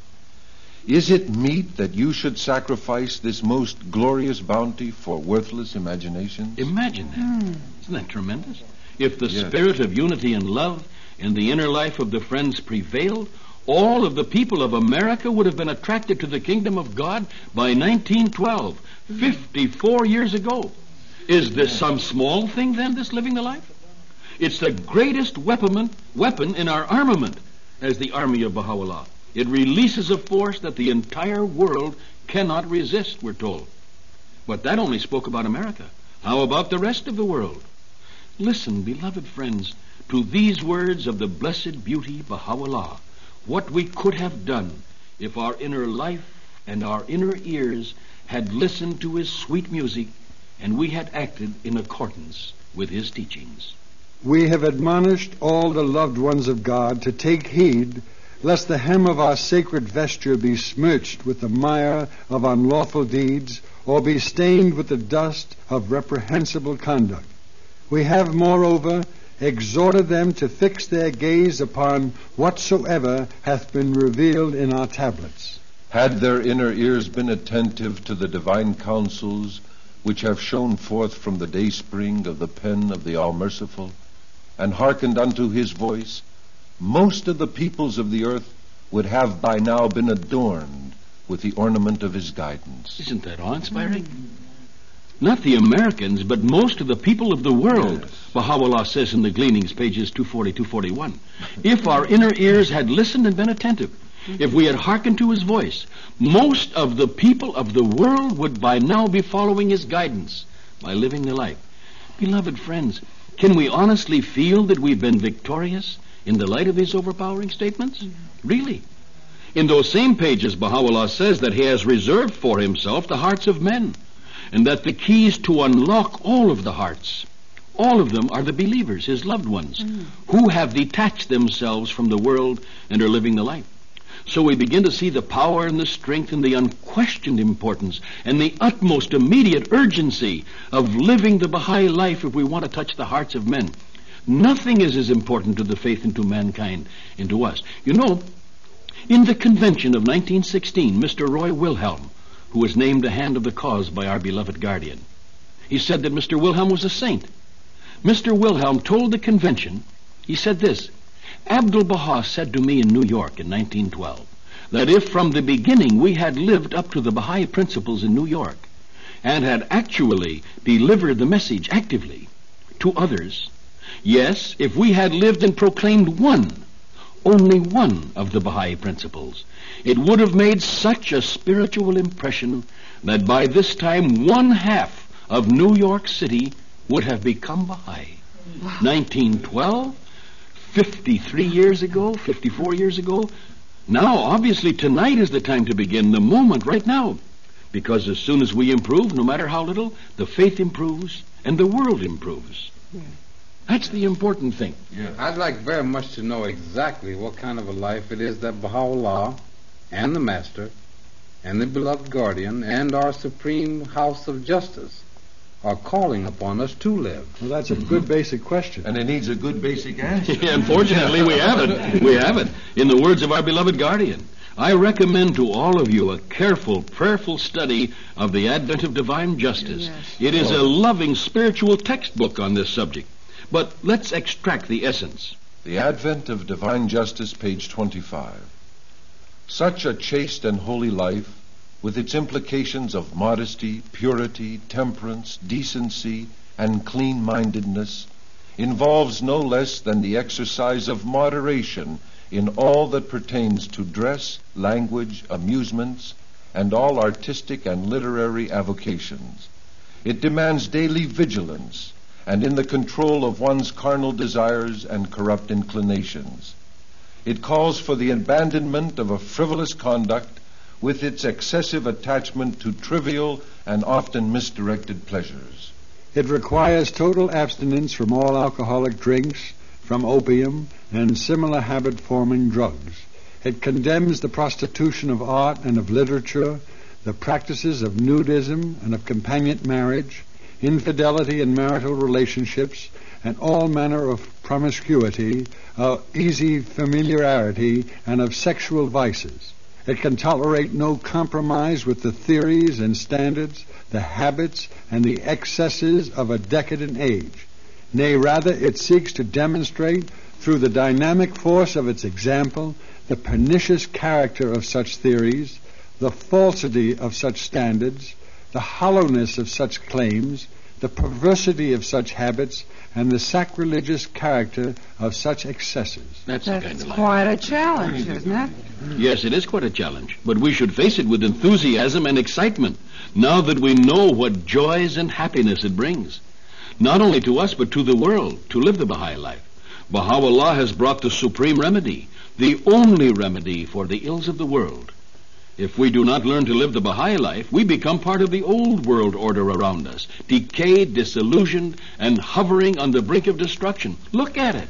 I'd rather not. I don't blame you. In other words, it doesn't matter what people think, but only what Baha'u'llah thinks. Well, I think a glance at the world around us should convince us of that. Mental hospitals filled to overflowing, so many cases they can't be handled. They send the people back untreated, alcoholism at an unprecedented peak, more tragic in its spread and greater in numbers than even mental illness. Thousands upon thousands of alcoholics roaming the streets, no help, no treatment, no room, no beds. The taking of habit-forming drugs has become almost epidemic in some areas and is on the increase.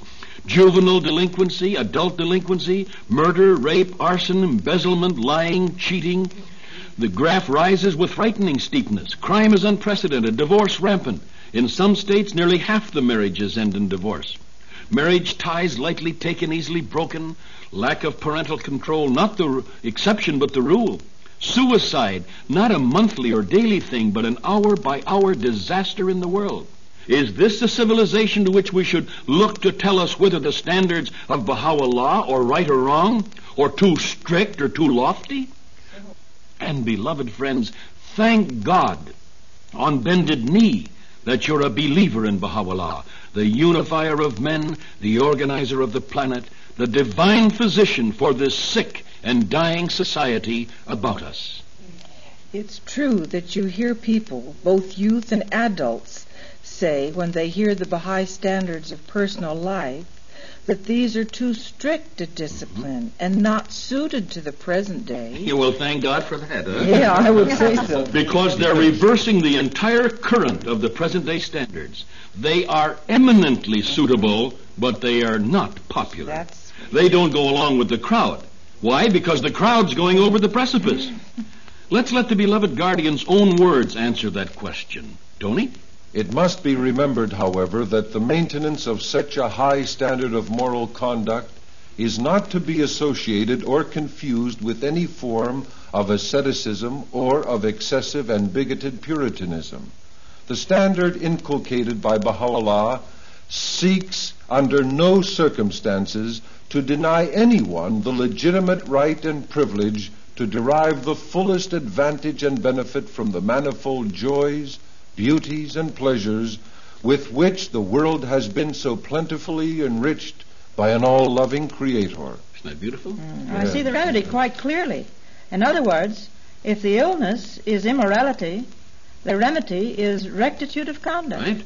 Right. If the disease is graft, corruption, and debasement, the remedy is integrity, incorruption, and nobility. Precisely. And there is no other remedy. A partial remedy gives only a partial healing. And the disease remains, and it'll grow again. It means that if we want a golden society, we must be a golden people and not of lead. Indeed. It requires golden conduct inside and not something that is a sham. We must be different. So much so, in fact, our beloved guardian writes, that our rectitude of conduct must be demonstrated even in the impartiality of every defender of the faith against its enemies. Imagine. And in his fair-mindedness in recognizing any merits that enemy may possess. Imagine. As well as in his honesty in discharging any obligation he may have toward that enemy. Imagine that. Those are certainly qualities which are sadly missing in the present-day world. And the effect of these Baha'i lives we lead are the spark that makes our entire machine work. Without Baha'is who live the life, all the rest of our efforts are meaningless. Baha'u'llah didn't come to the world to bring a worldwide teaching plan or to build temples and centers and summer schools and assemblies. Never. These are only the tools of his faith to make men better, to be greater channels of his love. Baha'u'llah came for one purpose only, to change the hearts of men, and through those changed hearts, to change the outer world around them. The Baha'is are the soul and the body of mankind. If the soul is not alive, vibrant and holy, then the body's dead. It's a useless corpse. Bury it. Forget it. We must never forget this, not for a moment. Hear what Shoghi Effendi says. The friends must at all times bear in mind that they are, in a way, like soldiers under attack. The world is at present in an exceedingly dark spiritual condition. Hatred and prejudice of every sort are literally tearing it to pieces. We, on the other hand, are the custodians of the opposite forces of love, unity, of peace and integration, and we must be continually on our guard, whether as individuals or as an assembly or community, lest through us these destructive, negative forces enter into our midst. In other words, our beloved guardian concludes, we must be aware lest the darkness of society becomes reflected in our acts and attitudes, perhaps all unconsciously. Love for each other, the deep sense that we are an organism, the dawn breakers of a new world order, must constantly animate our Baha'i lives, and we must pray to be protected from the contamination of society. Yes, indeed. In answer to a letter from an American Baha'i about the apparent need for more spiritually enlightened souls to set the example, our beloved guardian's secretary wrote on his behalf these words: "This has been for long the earnest prayer of Shoghi Effendi, but for some reason or other it just doesn't seem to be realized. It may be because we have failed to do our best in living the life and promoting the message to the best of our ability. We have first to create the material with which we have to work, and then hope to succeed." So you see, there can be little doubt in the face of all these wonderful words that we've heard that our lives as Baha'is are the basic material of all our success. Well, I honestly don't think that the great majority of the believers think of teaching in that way. No, I'm afraid not. But until we do, we can't succeed. That's quite clear. I've just realized that living the life is the only ultimate measure of success. Right. Arise to teach, supported by Baha'i life. Teach, live the life, and the world is ours. I didn't say that. The Master did, didn't he, Tony? Yes, Bill. In these words, the cause of God will advance only through the effort of teaching, and the friends will achieve the victory through the holy fragrances. Where there are a number of souls to arise, opening their tongues and delivering the message with the utmost severance, sanctification and holiness, and power of attraction, the powers of the world would not withstand them, and the hosts of the earth would not prevent them from accomplishing their task. If we see a man acting after this manner, the Master tells us, we can say he is a Baha'i. If such deeds do not appear in him, he is a Baha'i in name only. If we claim to be followers of the light, we must diffuse the light through our actions. The name will not be sufficient. Bill, I think one of the most beautiful statements of the beloved Master is the one about changing the stony hearts of men into jewels. Yes, Bob. Would you share that one with us? O ye believers of God, do ye not look upon the smallness of your numbers and the multitudes of the nations? One fruitful tree will be conducive to the life of society, whereas 1,000 forests of unproductive trees will offer no fruits. The plain is covered with pebbles, but precious stones are rare.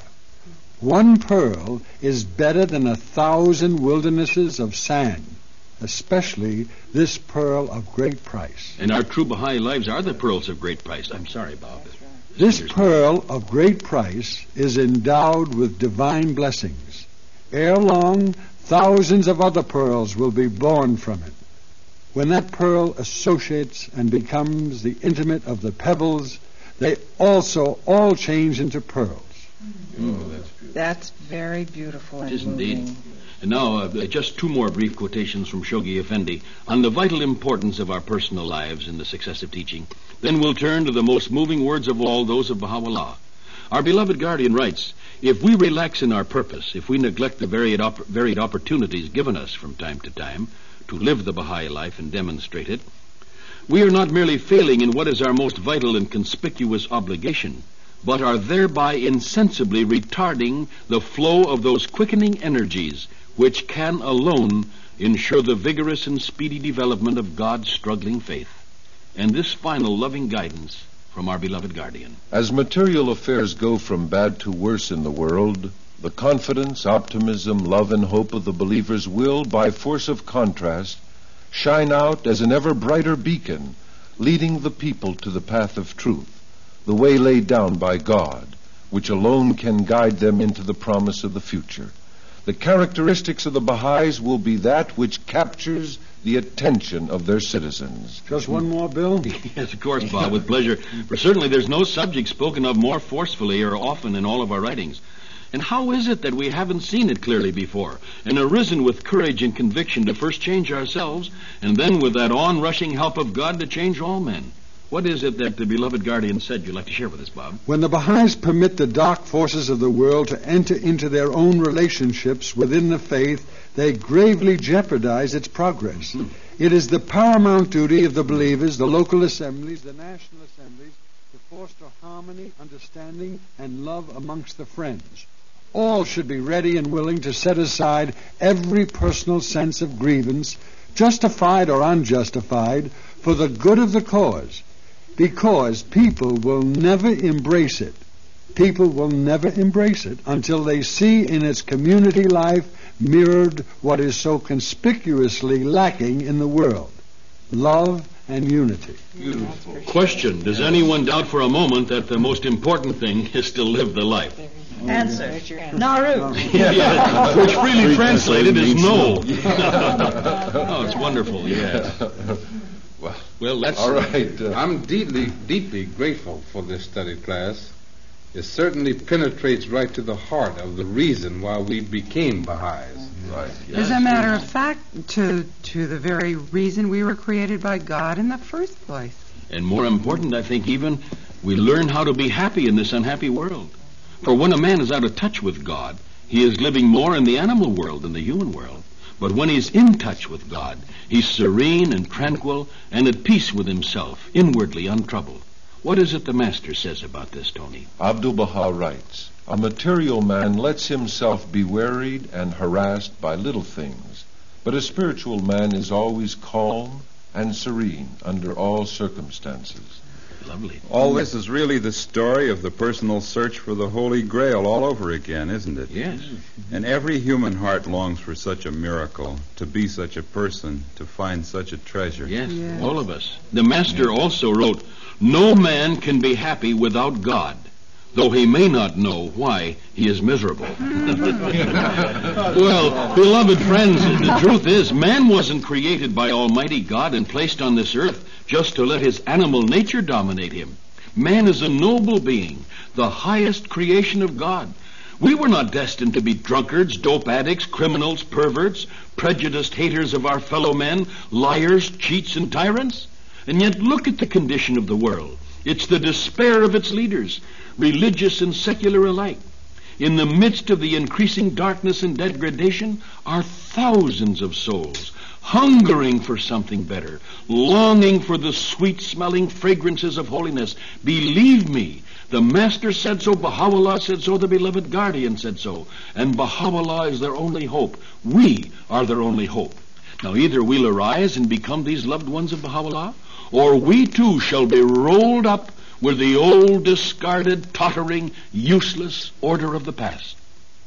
Baha'u'llah himself writes, "A race of men incomparable in character shall be raised up, who with the feet of detachment will tread under all who are in heaven and on earth, and will cast the sleeve of holiness over all that hath been created from water and clay."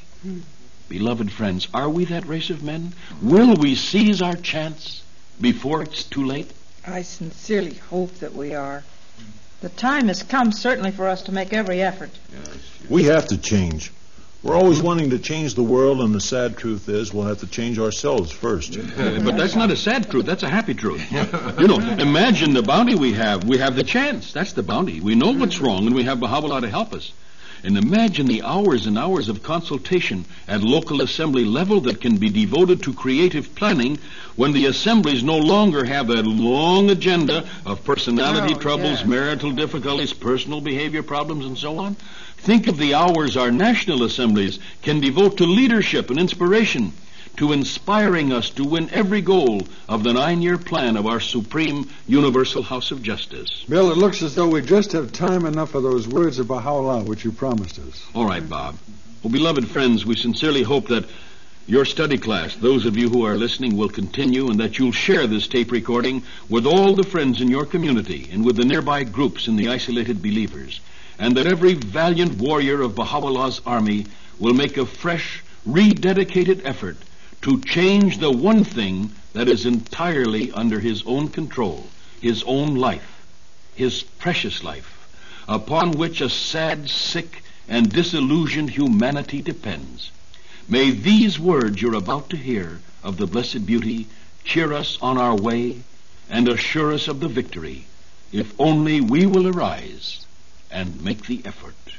Through the movement of our pen of glory, we have, at the bidding of the omnipotent ordainer, breathed a new life into every human frame and instilled into every word a fresh potency.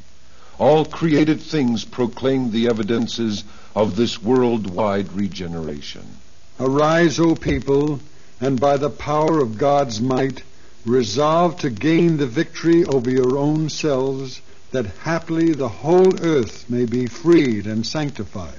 O people of God, let your thoughts be fixed upon that which can rehabilitate the fortunes of mankind and sanctify the hearts and souls of men.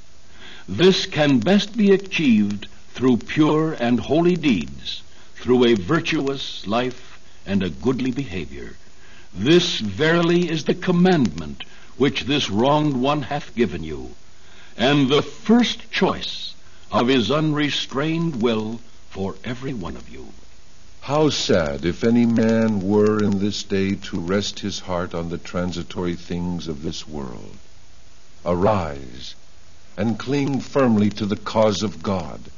Resolve to adorn yourselves with the ornament of a goodly and praiseworthy character. Let your principal concern be to rescue the fallen from the slough of impending extinction and help him embrace the ancient faith of God. I swear by him who hath caused me to reveal whatever hath pleased him. Ye are better known to the inmates of the kingdom on high than ye are to your own selves. Think ye these words are vain and empty? Would that ye had the power to perceive the things your Lord, the All-Merciful, doth see, things that attest the excellence of your rank, that bear witness to the greatness of your worth, that proclaim the sublimity of your station. God grant that your desires and unmortified passions may not hinder you from that which hath been ordained for you. Yes, all that which ye potentially possess can, however, be manifested only as a result of your own volition. There's the secret, isn't it? Only through our own volition. And friends, finally, this quotation from the Hidden Words. The book which was given to us to guide our personal lives toward God. Baha'u'llah says that it contains all of that which hath been sent down by the prophets of the past. We have taken the inner essence thereof, he tells us, and clothed it in the garment of brevity as a token of grace unto the righteous, that they may stand faithful unto the covenant of God, and may fulfill in their lives his trust.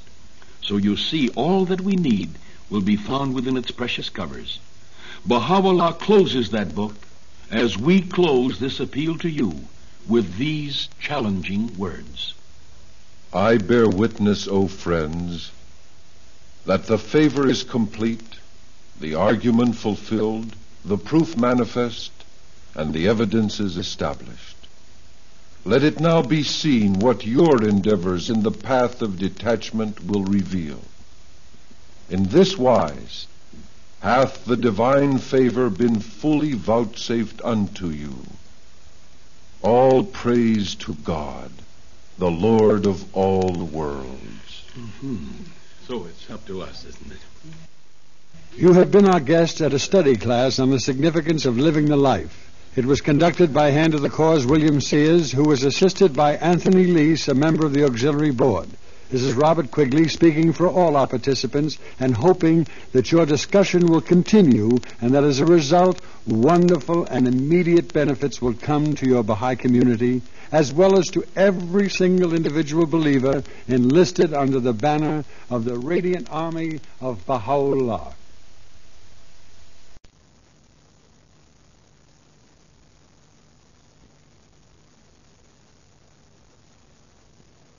second half of our study class begins, still about enrolling the masses. Let me tell you a little story about Africa. An old man, I remember, waited one day on a road in Africa up in the mountains. When the teachers arrived in their car, he stopped them and he said, "I dreamed last night that a certain car full of people would come this morning, bringing me news of the new religion of God.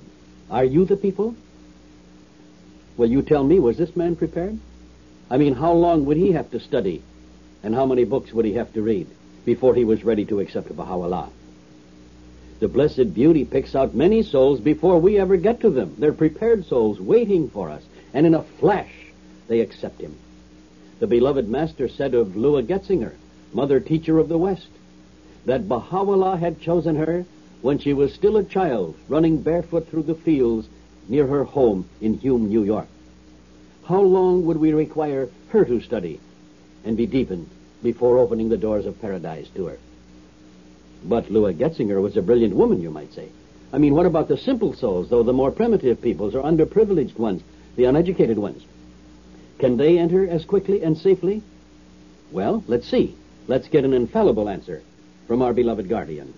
He said, "How often," I'm quoting, "and the early history of the faith in the land of our birth offers many a striking testimony, how often have the lowliest adherents of the faith, unschooled and utterly inexperienced, and with no standing whatsoever, and in some cases devoid of intelligence, been capable of winning for their cause victories before which the most brilliant achievements of the learned, the wise, and the experienced have paled." End of quotation. That's something, isn't it? Abdul-Baha pointed out that Peter, a fisherman unlearned, had trouble keeping track of the days of the week and wrapped his food in 7 parcels so when the Sabbath came he'd know it was there and observe it. Yet Peter was so filled with the love of Christ that he was raised to such a lofty station. And Shoghi Effendi points out, I'm quoting again now, if the Son of Man, Christ, was capable of infusing into apparently so crude and helpless an instrument such potency as to cause, in the words of Baha'u'llah, the mysteries of wisdom and utterance to flow out of his mouth, and to exalt him above the rest of his disciples and render him fit to become his successor and the founder of his church, how much more can the Father, who is Baha'u'llah, empower the most puny and insignificant among his followers to achieve for the execution of his purpose such wonders as would dwarf the mightiest achievements of even the first apostle of Jesus Christ. Imagine, end of quotation, imagine that. Both of those quotes are from the Advent of Divine Justice, page 38. Throw wide the doors. There are jewels out there awaiting the call of the kingdom. Christ said the last shall be first. He meant it, if they have a pure heart and are enthusiastic and catch the spark of faith. Baha'u'llah says the same. And in the Egon, Baha'u'llah makes it clear that this is one of the proofs of the manifestation of God, that he exalts the illiterate faithful over the learned opposers. His words. That very fact, Baha'u'llah says, is one of the clouds that obscure the eyes of men. Well, let it obscure the eyes of those who are not Baha'is, but should it obscure the Baha'is' eyes so we don't do the work? Impossible. And if that weren't enough for us, the Blessed Beauty, Egon pages 210 to 11, makes it plain that the verses of God are for the common man, and he uses that exact term, common man, and assures us that learning is not necessary for them to grasp the truth. Listen. These are quotes. The understanding of his words, meaning the messenger of God, the understanding of his words and the comprehension of the utterances of the birds of heaven are in no wise dependent upon human learning. They depend solely upon purity of heart, chastity of soul, and freedom of spirit. End of quotation. Do we need to hear any more? Or are we ready to throw wide the doors and to shout and to move? In the very first tablet of the divine plan, the charter for all our teaching, for the spiritual conquest of the planet, the blueprint for reaching the masses, page 11, the beloved Master declares, "Blessed are the nameless and the traceless poor, for they are the leaders of mankind. Become angels of heaven," he tells us, "and travel and teach through all these regions. I declare by him beside whom there is no one, that each one of you shall become the Israfel of life, blowing the breath of life into the souls of others." End of quotation. Become angels of heaven. Reach the masses, Abdu'l-Baha says, and make them angels of heaven so they can blow the breath of life on the whole world. You don't find many of those angels of heaven around these days anywhere, do you? So we see why we have to reach the masses. So we can all become recreated. So we can become a different people, unlike the world around us. We must be different. Beloved Guardian said, look at the world and do the opposite, and you're most likely to be right. Of course, my words, but his idea. That's why we have a completely different approach to morality. It's not just enough to accept Baha'u'llah. We must let him change our lives. We must work at it. Listen to what Abdu'l-Baha says. This is page 21 of the Advent of Divine Justice. The most vital duty in this day is to purify your characters, to correct your manners, and improve your conduct. The beloved of the merciful must show forth such character and conduct amongst his creatures that the fragrance of their holiness may be shed upon the whole world and may quicken the dead, inasmuch as the purpose of the manifestation of God and the dawning of the limitless lights of the invisible is to educate the souls of men and refine the character of every living man. End of quotation. Isn't that beautiful? That's what Baha'u'llah comes to do, and that's what we tell the new believers as we teach them. Ye must conduct yourselves in such a manner, Abdu'l-Baha says, that ye may stand out distinguished and brilliant as the sun among other souls. Should any one of you enter a city, he should become a center of attraction by reason of his sincerity, his faithfulness, his love, his honesty, his fidelity, his truthfulness, and his loving kindness towards all the peoples of the world, so that the people of that city may cry out and say, this man is unquestionably a Baha'i, for his manners, his behavior, his conduct, his morals, his nature, and his disposition reflect the attributes of the Baha'is. Not until ye attain this station can ye be said to have been faithful to the covenant and testament of God. End of quotation. Honesty, truthfulness, purity, chaste lives, all the things unpopular now are what we stand for, courageously and forthrightly. The decadent world thinks it has discovered a new morality and calls it that, but it isn't. It's a new immorality. It's a lowering of standards. It's lost its morality and exchanged the characteristics of the human for the characteristics of the animal. That's a pity and not much of a bargain. When it is night, Abdu'l-Baha says, it is time for the bats of darkness to fly. So let us be like eagles flying in the pure high air. This is the longing that we must plant in the heart of the masses around the world as we teach them. And that's why we can't ride our own hobby horses in the cause of God these days. There isn't time to be one-sided. We can't bend the teachings around to make them give more importance to our own particular interest, whether it be international language, mysticism, the occult, the race problem, whatever it might be. The only solution to all these problems is the establishment of the world order of Baha'u'llah, the faith of Baha'u'llah. For this alone will heal all these ills of mankind. We've been told that infallibly, nothing else. And we can't be sidetracked. We don't have the time for unbalance now and giving all of our efforts to one facet of the faith, while the multitudes are thirsting and hungering for the Word of God and are waiting for us. You know, Baha'u'llah didn't come so that a man or a woman could become a drunkard or a thief or a murderer or an arsonist or a rapist or a drug addict or a hater of his fellow man. These are all the absence of virtues. Baha'u'llah has come for the exact opposite qualities of integrity, moderation, love, purity, reliability, so that these things can come back into the lives of all men, and men can feel worthy and close to God once again and stand upright. And we are the ones who must arise and carry this healing, exciting message of love to all the peoples of the world in a hurry before they sink forever beneath the sea of their own abuses, corruption, lack of morality, and integrity. So we have to hurry. But isn't it wonderful that we have such a plan? Abdu'l-Baha even named the names and places for us to go. Imagine such a thing. The tablets of the divine plan are charter for world teaching, the call to all the peoples of the world. Named the continents by name, the countries by name, the islands, the states, the provinces where the faith should be carried. In those tablets, Abdu'l-Baha calls us apostles of Baha'u'llah. You feel like an apostle of Baha'u'llah? He tells us how we become apostles. He says he hopes the whole earth will be stirred and shaken by our achievements. He himself longed to travel the earth, he said, even though on foot and in the utmost poverty, raising that battle cry, Ya Baha'u'llah, in cities, villages, mountains, deserts, oceans, his words. Will we do it on his behalf, as he asked us to? Let me quote a few more of his words. Let your exertions henceforth increase 1,000-fold. Summon the people in these countries, capitals, islands, assemblies, and churches to enter the Abha kingdom. The scope of your exertions must needs be extended. The wider its range, the more striking will be the evidence of divine assistance. End of quotation. Have we increased our exertions 1,000-fold these days? Is that mass conversion or not?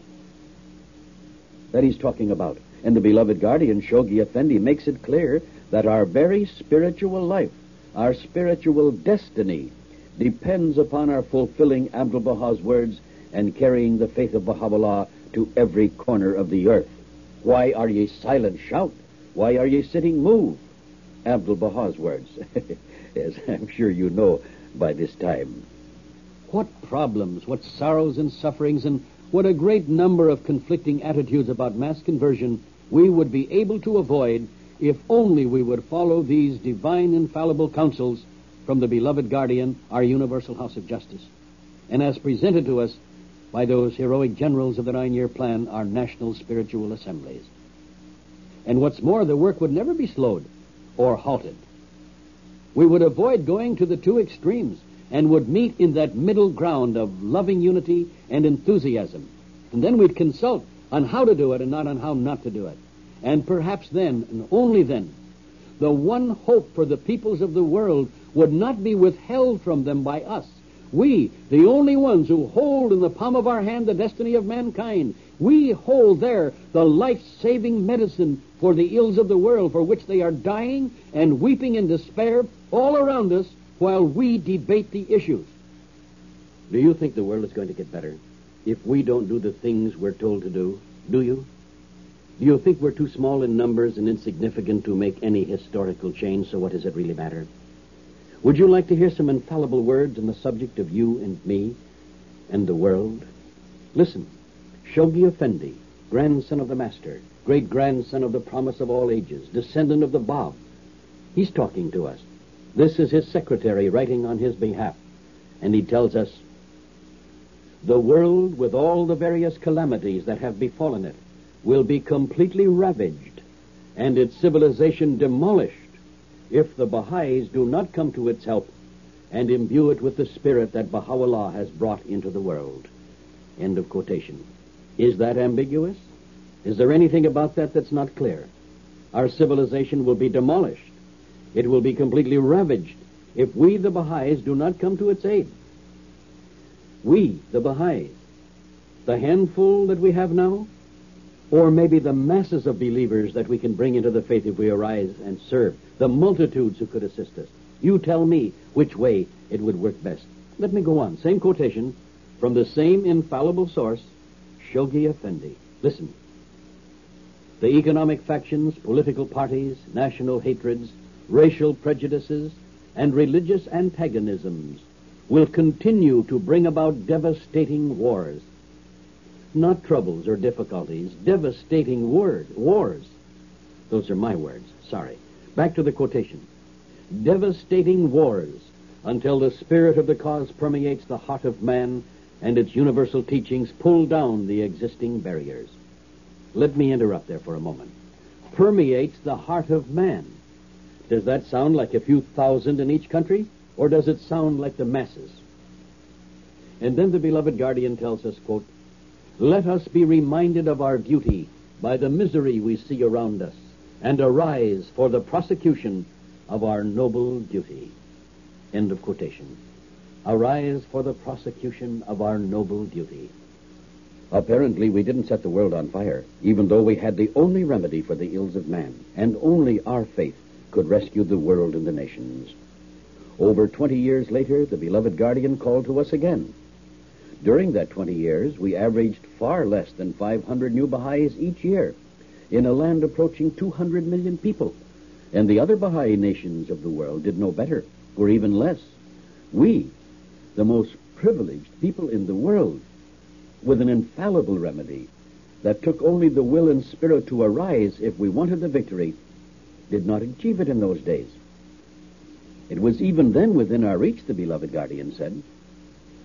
There is no time to lose, he wrote to us 20 years later. I'm quoting now. There is no time to lose. The hour is ripe for the proclamation without fear and without reserve and without hesitation, and on a scale never as yet undertaken, of the one message that can alone extricate humanity from the morass into which it is steadily sinking, and from which they who claim to be the followers of the most great name can and will eventually rescue it. Will we, today's Baha'is, be those followers who win that victory for Baha'u'llah? Or will it be more worthy and willing instruments raised up on the ashes of our indifference? The possibility indicated by the beloved guardian and also our universal house of justice. Now you can understand why those heroic generals of the 9-year plan, your National Spiritual Assembly, is courageously blowing on these fresh sparks of teaching that have been ignited. They want them to burst into flame. If the Master told us what would happen before the temple was ever built, he told us. He said a temple will be built in America. And then, in his own words, I'm quoting now, the cries of supplication and invocation will be raised to the highest kingdom therefrom. And verily, the people will enter into the religion of God by troops with great enthusiasm and attraction. End of quotation. So let's not kill that enthusiasm now that it's started. Let's not rebuff these sincere hearts, nor let the ardor, thrill, and excitement that has taken possession of these souls of the new believers be dampened. Deepen them, yes, but don't close the doors of expansion while we do it. Doors wide, march on. Unsuspected, undreamed of victories are within our grasp. By troops, your National Spiritual Assembly is constantly urging you forward these days. In every part of America, in the United States, in Canada, in Alaska. Why are ye silent? Shout! Why are ye sitting? Move! I remember a patient in a doctor's office talking to a Baha'i dentist who had shared with him this wonderful news we're talking about, and the coming of Baha'u'llah, the promised one of all religions. Do you really believe that? He asked the dentist. Absolutely. Then why in the name of God are you standing here filling my teeth? Get out there in the world where the world is dying and where the trouble is. You'll be happy to know that dentist did go out. He pioneered, and he filled both teeth and souls with pure gold. One material and one spiritual. You know, I'm sure that many of you are saying, boy, this is a long study class. I'm running out of steam. It is, and I'm sorry. We should have a whole week together at a summer school or a winter school. But you know, I never know when I'll see any of you again. This may be my last chance to talk to you this way. And besides, this study class wasn't designed to entertain you. It was meant to stir you up. Many an operation on the table in the hospital operating room takes much longer. But if it cuts out the growth of indifference or the lump of laziness or removes those obstacles that have been holding each of us back from unequal spiritual activity and sacrifice on an unprecedented scale, then it will be well worth our time and our discomfort.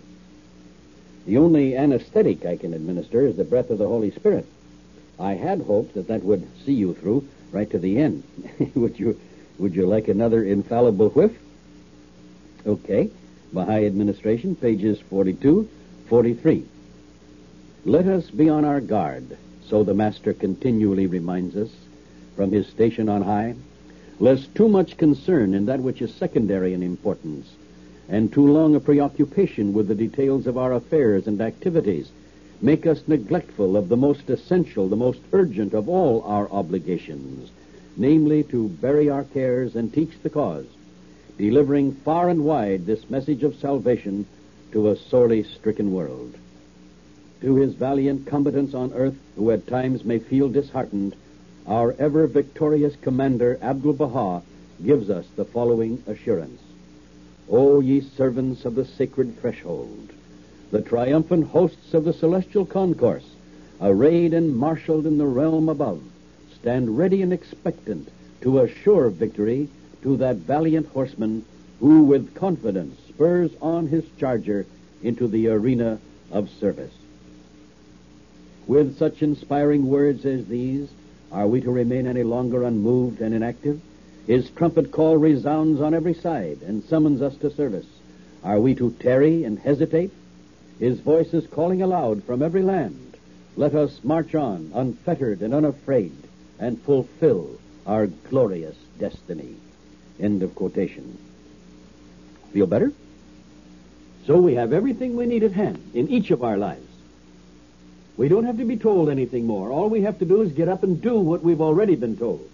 So if we are not arising in this day to teach the masses, or to support the work of teaching the multitudes, financially, or in some urgent, vital way, whatever it is, then it's because we just don't believe in it. We don't care, or we don't understand.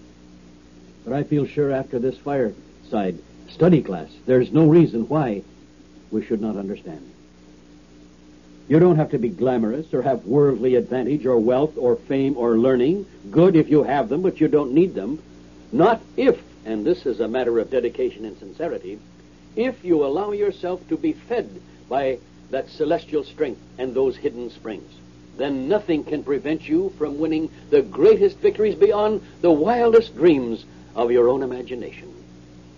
And of course, if you are famous or wealthy or glamorous, and you still offer that same sacrifice and consecration to the cause of Baha'u'llah and the cause of God, then you will outstrip the very stars in your glory.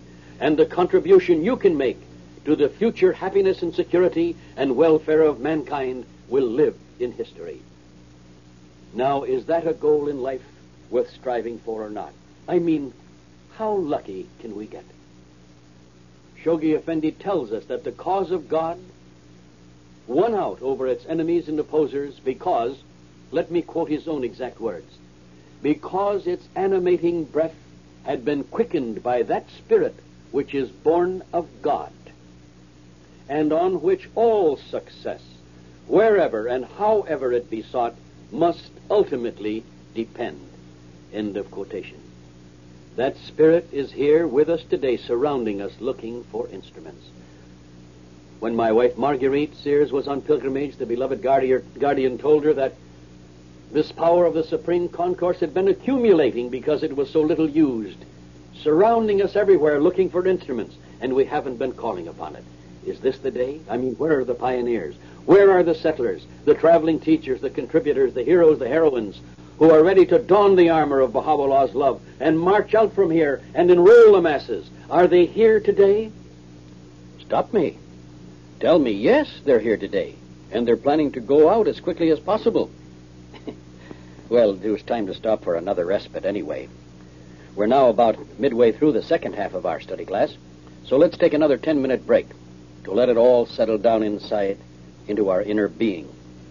Stretch, walk around, make it a family party, and then we'll meet back here in 10 minutes. And while you're resting, you members of the radiant army of Baha'u'llah, think over these words of the beloved guardian. His secretary is writing on his behalf.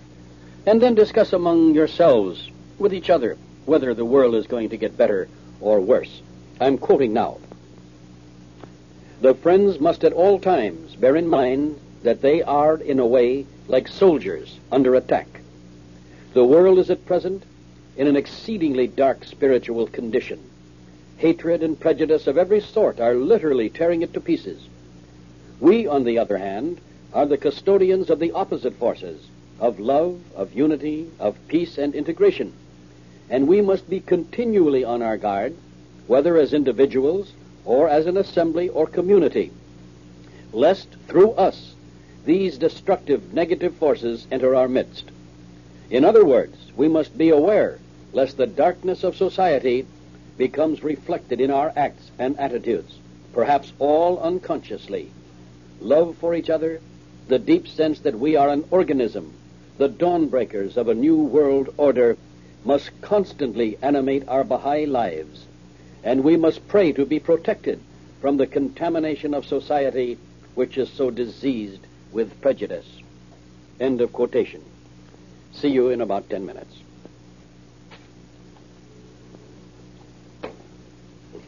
Hey, that was fun, wasn't it? Well, welcome back. Before going on, I want to speak about deepening just a little more, because there is still another aspect of deepening that sometimes we forget. Deepening. What a lot of different pictures the word deepening brings to different minds. In fact, We have found, unhappily, in some parts of the world that there is even a resistance to deepening, as though deepening implied that the one who was to receive the deepening was suffering from some shortcoming or weakness that had to be remedied. Not at all. I've accepted Baha'u'llah. I'm ready to teach. I love him. What more do I need? Why must I be deepened? I couldn't be more on fire or more in love with the faith. I don't want to waste my time with deepening, not when the world out there is dying to hear the word of Baha'u'llah. I want to proclaim it. I want to teach the masses. That sounds reasonable, doesn't it? With the world hanging on a precipice, this is not the time for deepening. That can come later, when we've got the masses into the faith and spent our time proclaiming and teaching the multitudes, right? Wrong. We, the teachers, can rescue an individual soul, but it is our institutions, the administrative order of our faith, that rescues humanity. New believers make new assemblies. New local assemblies make more new national assemblies. More new national assemblies bring more temples, with the auxiliary institutions around them, the symbol of hope amidst the gloom of a despairing world. Beloved guardians' words. Local assemblies are local channels for the water of life. National assemblies are national channels, channels for nations, countries. Shoghi Effendi's thoughts, not mine. Abdul-Baha told us that the progress of mankind at all times and under all conditions, hear that? The progress of mankind at all times and under all conditions are dependent upon these assemblies. Imagine that, and those are his words almost exactly. Just as Baha'u'llah commanded us to teach the multitudes and the masses, Baha'u'llah also commanded us in his most holy book, the Atlas, to raise up local assemblies, local houses of justice.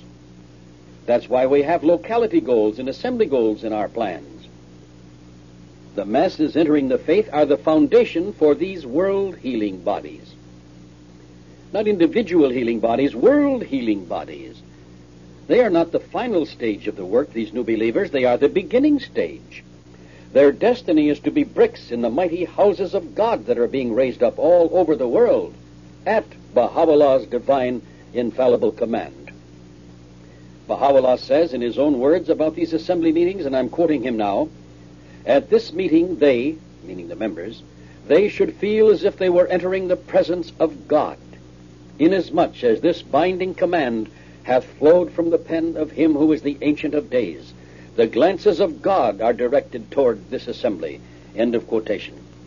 Isn't it wonderful? That means whenever we raise up a local spiritual assembly, a divine power comes down when they meet in consultation in love and unity. The only place in the world that we can get that love all over the world. And that's what we're raising up, this kingdom of God on earth. Deepening means to learn more and more about this wonderful cause, so we can give it to others in its pure form, in the words of the writings. It's the creative word and recreates the heart. We don't. The words of Baha'u'llah do, the words of the writings.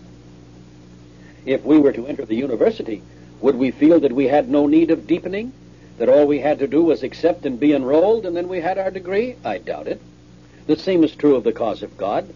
Oceans of jewels lie before us to be found in this wonderful faith. Every day becomes richer and sweeter and more wonderful as we draw upon this water of life, which is available to everybody, learn it or unlearn it.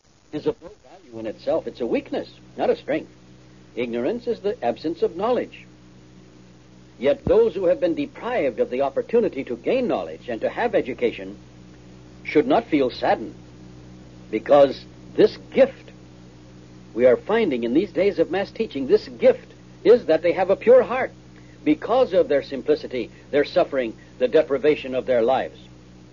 They can hear of Baha'u'llah and they can accept him in a flash through the heart and the spirit. Well, there could be no greater gift than that. The whole world has turned a deaf ear to Baha'u'llah's commands for over a century, generally speaking. Kings and rulers and leaders and educators and philosophers. So there's no greater gift that can come to a human being than to hear and to understand, but that's only the beginning. Now that you've heard of him, you have to put that knowledge to work. The knowledge of Baha'u'llah, you have to have a yearning for knowing more. Your pure, sincere heart has opened the door to spiritual education, which can change not only your lives, but the lives of the world through you.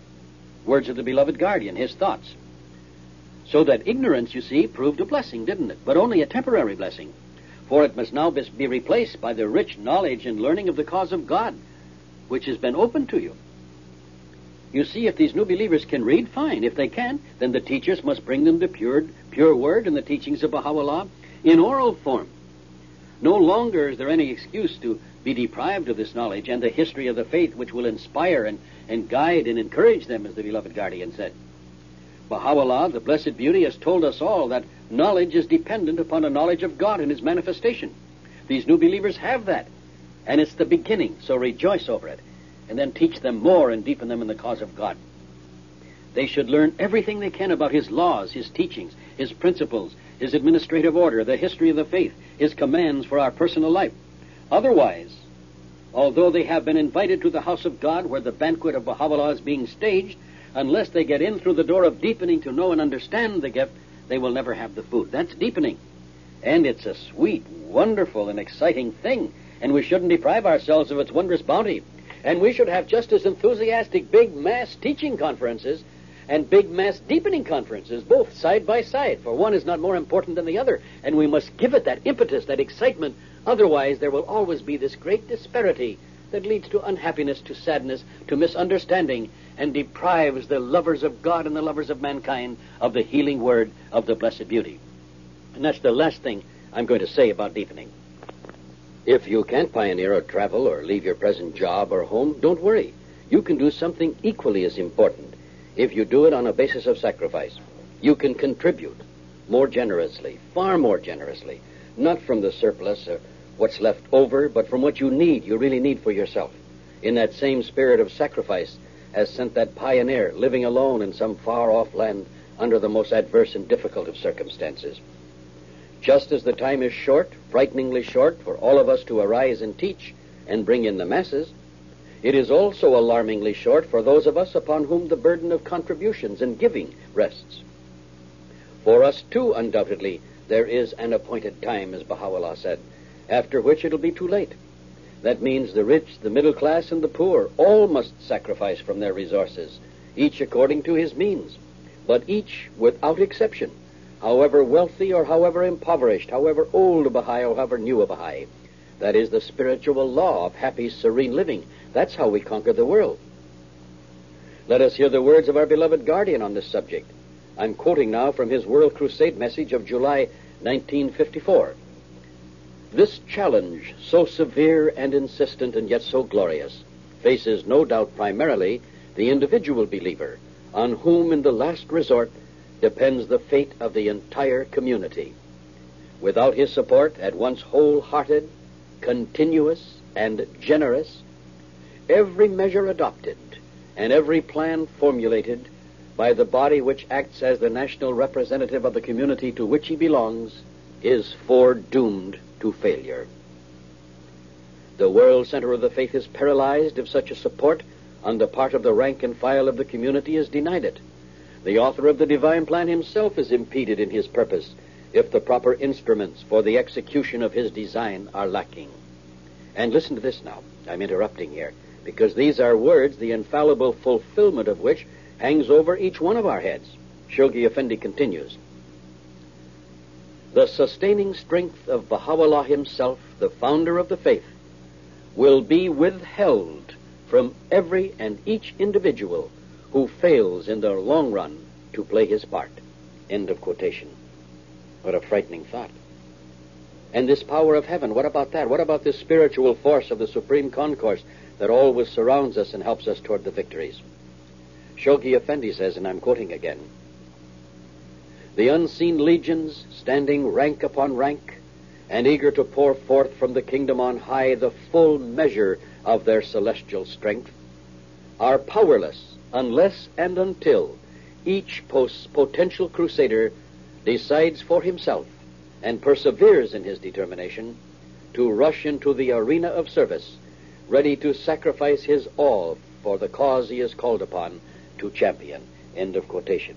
But when he rushes into the arena of service, down comes the power of heaven, and nothing can stand in his path. Even the powers of the earth cannot hold him back from the victory. You know, if the glass of a mirror is turned inward toward our physical bodies and not away from us toward the sun, how can the sunlight ever appear in it and shine on other people? How can the light of Baha'u'llah, the Sun of Truth, touch the hearts of man if they can't see it mirrored in our lives. Now, why is this talk about contributions especially vital to our mission of reaching the masses? Well, I think it's pretty obvious. Our beloved guardian tells us that upon the tremendous increase in numbers and a spirit of loving sacrifice on the part of each believer, new and old, depends the entire fate of all the projects still waiting to be established all over the world for the redemption of mankind. Far greater efforts must be made, calling for far greater resources, which can be sustained only, Shoghi Effendi told us, by a far greater number of dedicated followers of Baha'u'llah in every country. This tremendous increase from all walks of life, is the only way we can assure the successful conquest of the planet. Both the numbers and the resources needed to win and preserve the victory and to apply this sole remedy for the ills of mankind. You know, I keep thinking of Persia and America, the cradle of the faith and the cradle of the administrative order, of the capital city of Tehran, mother of the world, and of the cities of America, and the tremendous financial resources still untapped, still locked up in the hearts of the more affluent among the followers of Baha'u'llah. If only there were some way to fire their hearts with such zeal and such love as dyed the sands of Persia red with the blood of the dawnbreakers and their forefathers in that land, and carried the message from America to the four corners of the earth, then you would see the army of God quickly cover the planet. No sacrifice can be deemed too great, I'm quoting Shoghi Effendi now, and no expenditure of material resources, no degree of renunciation of worldly benefits, comfort, and pleasure can be regarded as excessive when we recall the precious blood that flowed, the many lives that were snuffed out, the wealth of material possessions that was plundered during those tumultuous and cataclysmic years of the heroic age of our faith. End of quotation. Those heroic defenders of Fort Sheikh Tabarsi, those martyrs in the public square, the Sabzi-Maidan in Tehran, those dawnbreakers, they didn't say, how much of my blood shall I give here? 5%? 10%? Just enough so as I won't really miss it? No. They gave their all, everything, so that we, you and I, could stand here today together and help to hand down the torch of victory to generations as yet unborn. So how about it, Tehran, New York, Shiraz, Los Angeles, Tabriz, Toronto, Mashhad, Montreal, Babul Sar, Miami, Hamadan, San Francisco, Isfahan, Vancouver? What about immortalizing the brief, precious remaining moments of your lives by pouring out unstintingly, while there is yet time, your material resources, without which we can't win the victory, and which, without Baha'u'llah, are meaningless to the owner? These cities alone, mind you, could achieve every single property goal of the entire 9-year plan in one Baha'i month, could finish the Panama Temple, purchase all the national centers, the summer schools.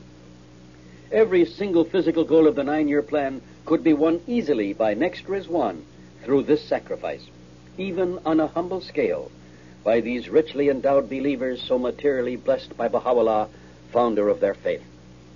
Perhaps they will return to him some of the treasures he has so bountifully bestowed upon them, which they may be saving for the future, a future which may never come without Baha'u'llah's victory during the 9-year plan. Perhaps they will make sacrifices so great that it will, as the beloved guardian implied, astound the entire Baha'i world and change the face of the entire planet, while there is yet time, before those unseen cataclysmic forces of a fast declining civilization make it impossible for them to make such a sacrifice at all.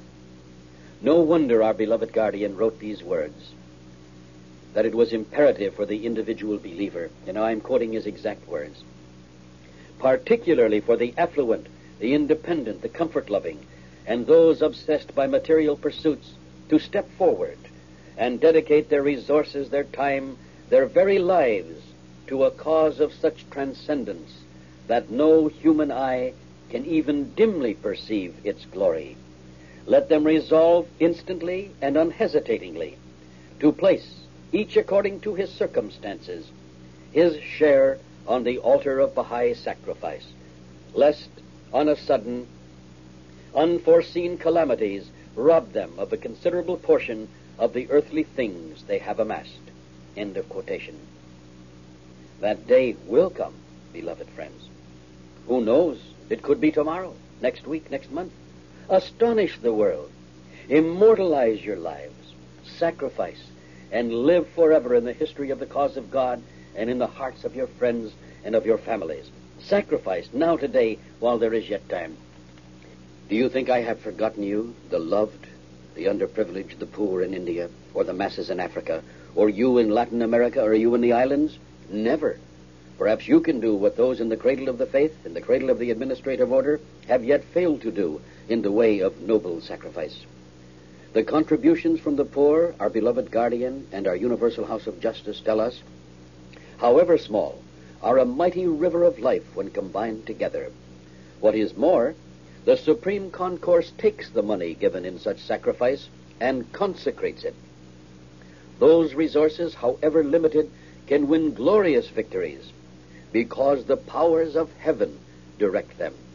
And so the penny, the peso, the shilling, the rupee, the real, given from the hearts of the poor, can reverse the current of life and help remove the very poverty from which they suffer. Imagine. These small contributions are drops that swell into a river that become the very ocean of life. The nameless and the traceless poor, the beloved Master called you. Yet you, through your sacrifice, can do what even those with bountiful resources have not yet done, if you are truly the heroes and the heroines the blessed beauty Baha'u'llah believed you to be.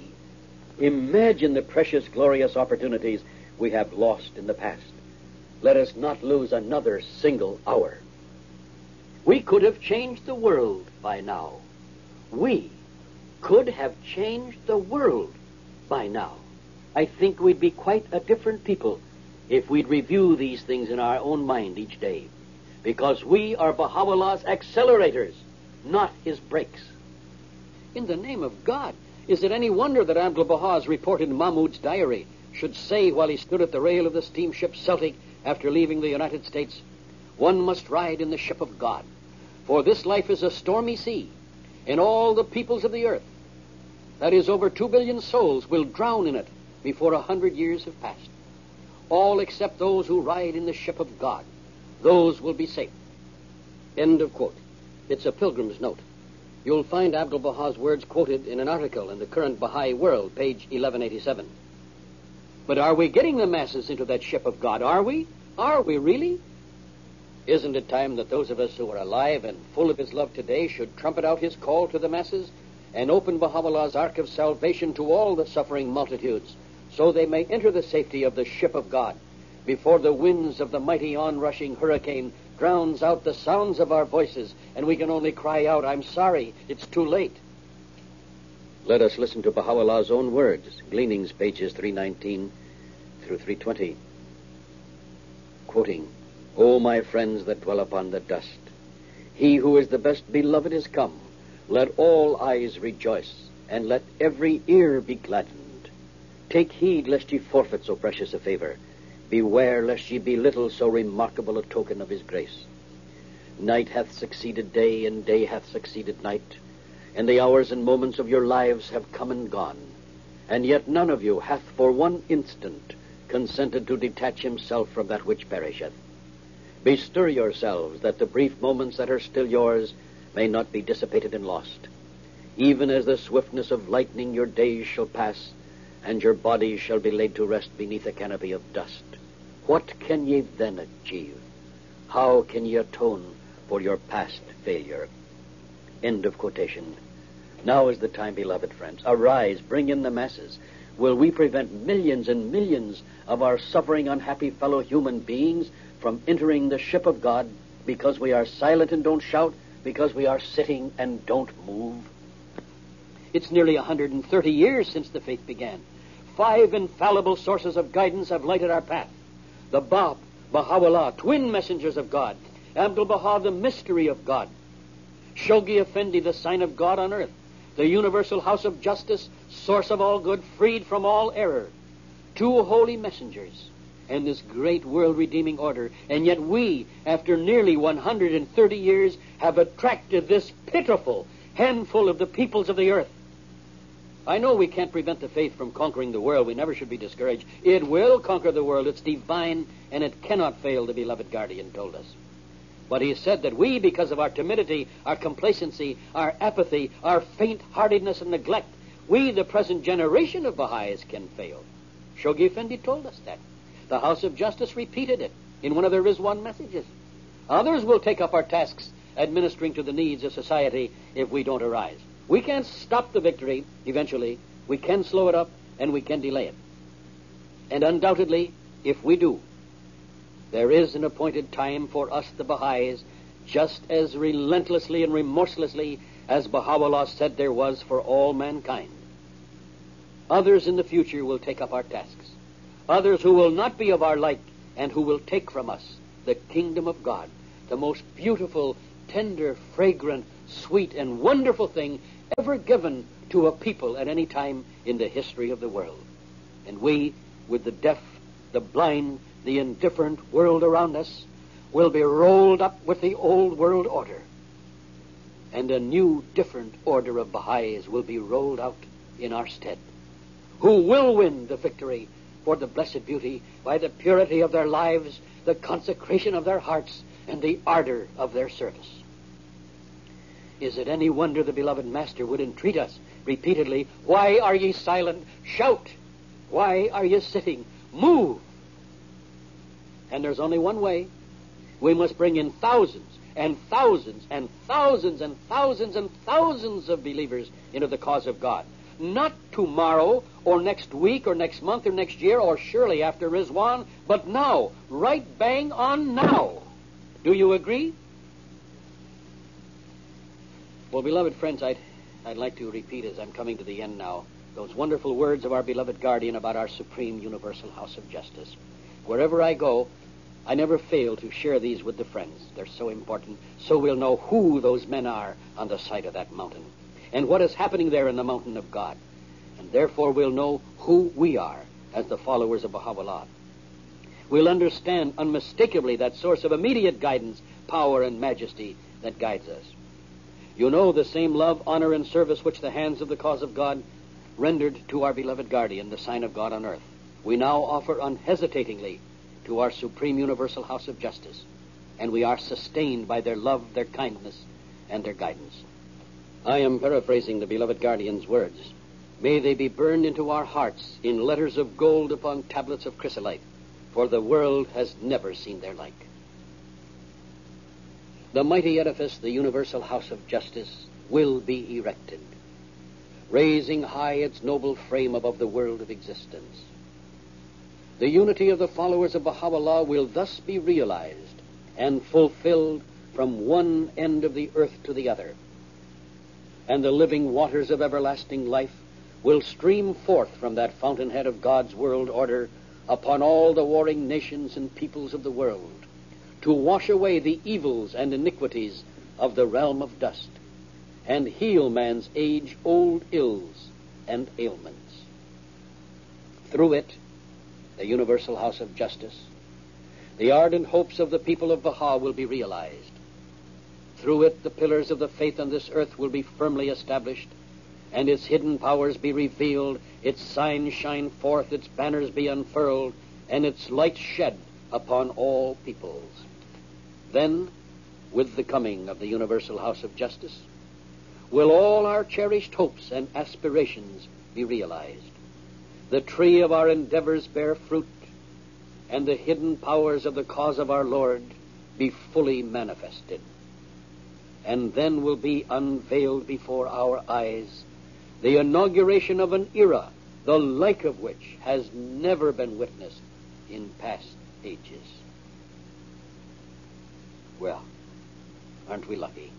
Now that we know even more about the wonder of our supreme universal house of justice from our beloved guardian, let us listen for this last time during this study class, perhaps with spiritual ears for the first time, to the ringing call of the universal house of justice to each one of us to arise and bring in the masses. They also tell us, again, repeatedly, that teaching and consolidation must go hand in hand, and what that really means. So let us listen, really listen this time, to divine infallible guidance and save ourselves, our committees, our assemblies, hours of fruitless discussion and oceans of tribulations. Ready? I'm quoting.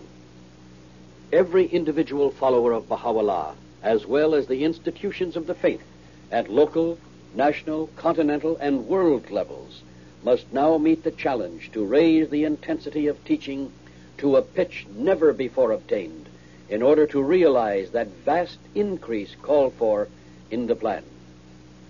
Simultaneous and co-equal with this vast, ordered, and ever-growing teaching effort, the work of consolidation must go hand in hand. In fact, these two processes must be regarded as inseparable parts of the expansion of the faith. While the work of teaching inevitably goes first, to pursue it alone without consolidation would leave the community unprepared to receive the masses, who must sooner or later respond to the life-giving message of the cause.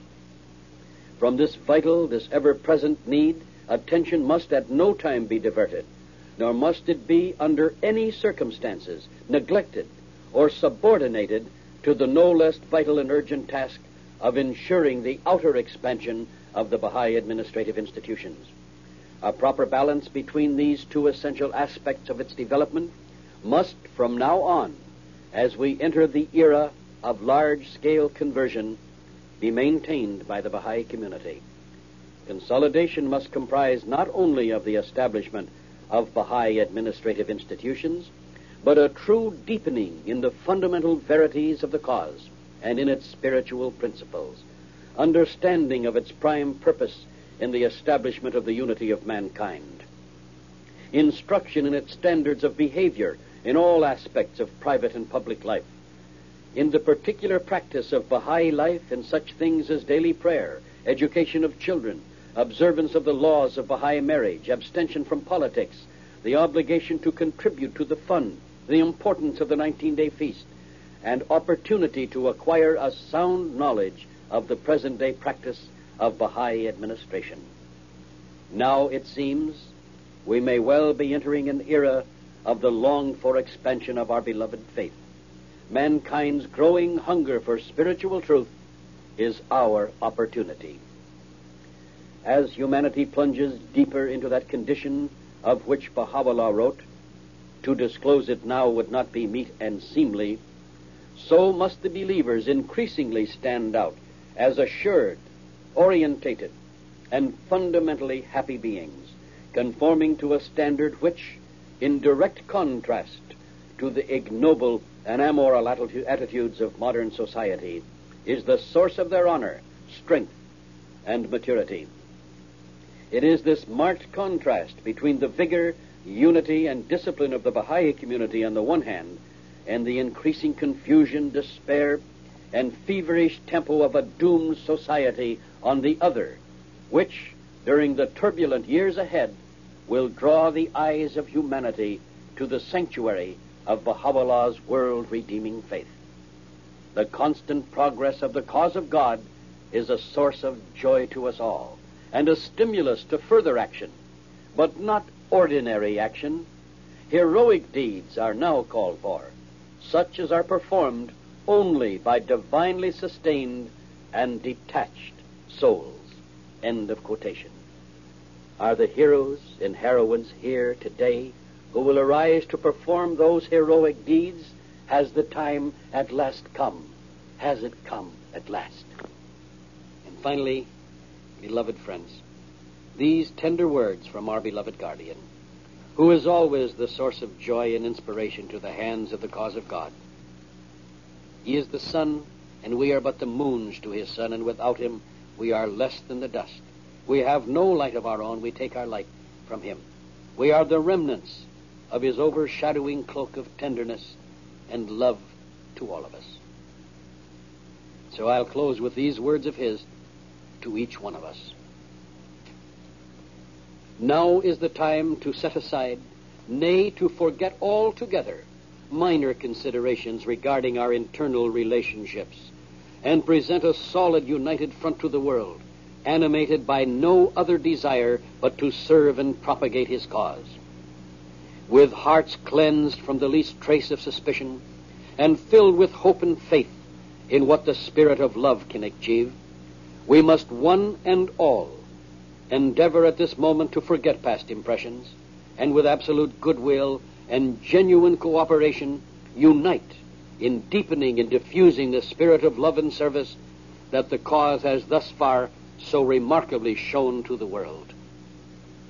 Let us be on our guard, lest too much concern in that which is secondary in importance, and too long a preoccupation with the details of our affairs and activities, make us neglect the most essential, the most urgent of all our obligations, namely, to bury our cares and teach the cause, delivering far and wide this message of salvation to a sorely stricken world.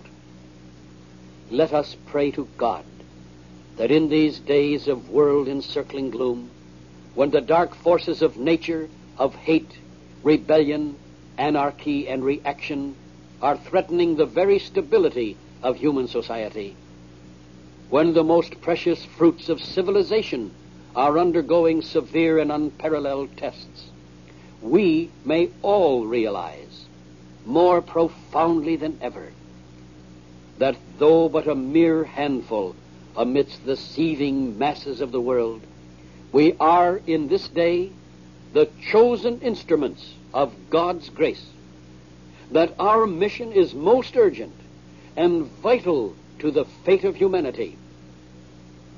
And fortified by these sentiments, arise to achieve God's holy purpose for mankind.